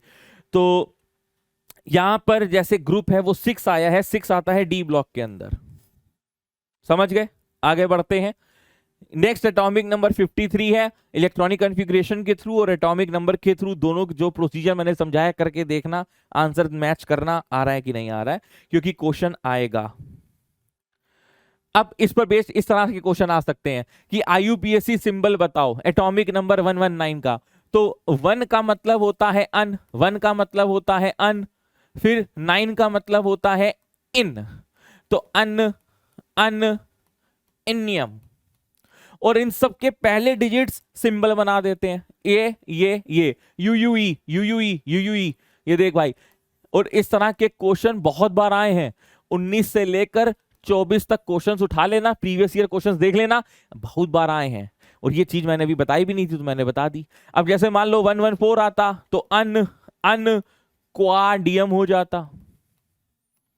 104 आता या 107 आता तो 1 का मतलब 0, 1 का मतलब अन, 0 का मतलब नील, 7 का मतलब सेप्ट, फिर ईएम। तो UNS, ये UUQ ऐसा होता है। नेक्स्ट क्वेश्चन देख लो। ये क्या फिर से पूछ लिया क्या इन्होंने? मैंने पूछ लिया, चलो सॉरी। ये देखो, the correct increasing order of the ionic radius. तो जब पहले आयंस हो तो झपट्टा ना मार देना, पहले ये ढूंढना कि आइसो इलेक्ट्रॉनिक स्पीसीज तो नहीं है। देखो 7 8 9 11 12 करेक्ट आंसर यही है। क्यों? क्योंकि अभी मैं ये समझा कर आ रहा हूं कि atomic size iso electronic species का इनवर्सली प्रोपोर्शनल होता है जेड के। तो अगर इसका जेड छोटा है और इन सभी के लिए 10 इलेक्ट्रॉन्स हैं तो बट ऑब्वियस की बात है कि इसका एटॉमिक साइज सबसे बड़ा, इसका सबसे छोटा। नेक्स्ट आओ, ये एक इंपॉर्टेंट एप्लीकेशन है। सक्सेसिव आयनाइजेशन एंथैल्पीज हमें इस बात का अंदाजा देती हैं कि आउटर मोस्ट शेल में उस एलिमेंट के कितने इलेक्ट्रॉन हो सकते हैं। ये कैसे पता करें सर? जब तुम्हें दिखे कि वास्ट डिफरेंस आ जाए तो तुम्हें कभी भी क्या करना है? सर्च करना है ह्यूज डिफरेंस। जहां ह्यूज डिफरेंस आ जाए वहां रुक जाओ, समझ जाना अब ये डिफरेंस जो ह्यूज आ रहा है वो इसलिए आ रहा है क्योंकि उसके आउटर मोस्ट शेल में जितने इलेक्ट्रॉन थे वो लूज कर चुका है और अब वो nearest noble gas electronic configuration achieve कर चुका है। यानी कि nearest noble gas electronic configuration से इलेक्ट्रॉन निकालना मुश्किल ही नहीं नामुमकिन होता है दोस्त। तो 800 से 2400 कोई ज्यादा बात बड़ी बात नहीं है, 2400 से 3600 कोई बड़ी बात नहीं है, लेकिन 35,000 माइलॉट बहुत बड़ी बात होती है। यानी कि फर्स्ट आईई ये है, सेकंड आईई ये है, थर्ड आईई ये है, यानी कि 3 इलेक्ट्रॉन निकालने की क्षमता है बस, उससे ज्यादा ना है, इसलिए आंसर 3 होगा। तो नंबर ऑफ वैलेंस इलेक्ट्रॉन्स के लिए क्या करेंगे, search for the huge difference. 2020 में कह रहा है the process that is not endothermic in nature. अब देखो ये आइसोलेटेड गैसियस एटम है, उसमें एक इलेक्ट्रॉन डालोगे ये H- बनेगा, हाँ तो ये तो सिंपल एक्सोथर्मिक प्रोसेस हुआ, ठीक है, यही आंसर हो गया। आर्गन, अरे भाई स्टेबल है, किसी स्टेबल चीज में इलेक्ट्रॉन डालना मुश्किल नहीं नामुमकिन होता है, तुम एनर्जी दोगे, तुम एनर्जी दोगे तो प्रोसेस एंडो हो गया। सोडियम में से एक इलेक्ट्रॉन निकाला जा रहा है तो यार लॉस ऑफ इलेक्ट्रॉन तो हमेशा ही एंडोथर्मिक होता है क्योंकि तुम एनर्जी देते हो ताकि इलेक्ट्रॉन निकले। O- में इलेक्ट्रॉन डाला जा रहा है, ये चीज अभी समझा कर आ रहे हैं कि एनायन जब भी इलेक्ट्रॉन लेता है तो प्रोसेस एंडोथर्मिक होता है ना एकदम। इससे क्या हो गया, क्वेश्चंस का भी रिवीजन हो गया, इंपॉर्टेंट पता भी चल गई कि यार थ्योरी के बाद किस तरह के सवाल पूछे जा सकते हैं। हालांकि वो बात अलग है कि पढ़ाते पढ़ाते पढ़ाते पढ़ाते थोड़ा जल्दी जल्दी इसलिए पढ़ा रहे हैं ना कि कम समय में थोड़ा, बट तुम समझ पा रहे हो मेरे को, तुमसे पूछ रहा हूं। मेरी बातों में देखा कर जब मैं तुझसे बात करता हूं, मैं वो लौंडा नहीं जो तेरे साथ पढ़ता हूं, इतना सारा बेहतरीन कंटेंट लाया हूं सिर्फ तेरे लिए, तो इसलिए ध्यान दे। Increasing order of the first ionisation enthalpy क्या कर लेंगे हम लोग, कमेंट बॉक्स में बताओ, ठीक है, answer in comment box. When the first electron gain enthalpy oxygen is this, its second electron gain enthalpy is always positive. Anion हमेशा पॉजिटिव होता है, भी करा के ला रहे हैं। मेटेलिक करेक्टर किसका अच्छा होगा, मेटेलिक करेक्टर मेटल्स का अच्छा होगा। भाई देखो ना, यहां से यहां जाते हैं जब अक्रॉस द पीरियड, तो अक्रॉस द पीरियड बेटा जी हमारा नॉन मेटेलिक कैरेक्टर इंक्रीज होता है। इसका ये मतलब है कि मेटेलिक कैरेक्टर डिक्रीज होगा। तो सोडियम कभी सिलिकॉन के पीछे तो आएगा नहीं, सोडियम अल्कली मेटल है यार, मोस्ट इलेक्ट्रोपॉजिटिव एलिमेंट, बेरिलियम के पीछे आएगा नहीं, आएगा नहीं। बताओ, ऑप्शन देखकर ही आंसर आ गया, ये तो हम करा ही चुके हैं। तो बस आज के लिए इतना ही है। तो सारे इंपॉर्टेंट PYQs करा दिए, एक अंदाजा दे दिया, और मेरे हिसाब से पूरी कंप्लीट थ्योरी हुई है। अब ये देखो कुछ कॉन्सेप्ट्स होते हैं जैसे इनर्ट पेयर इफेक्ट हो गया या ब्रिज बॉन्ड हो गया, ये हमने क्या कहा, हर टीचर का अलग अलग एक्सपेक्ट होता है, अलग अलग स्टाइल होता है, समय आने पे सब चीजें क्लियर होंगी। Till then tata bye bye, take care, stay motivated, अच्छे से पढ़ना और कमेंट बॉक्स में बताना लेक्चर कैसा लगा, मजा आया कि नहीं आया। मिलते हैं नेक्स्ट चैप्टर केमिकल बॉन्डिंग पे।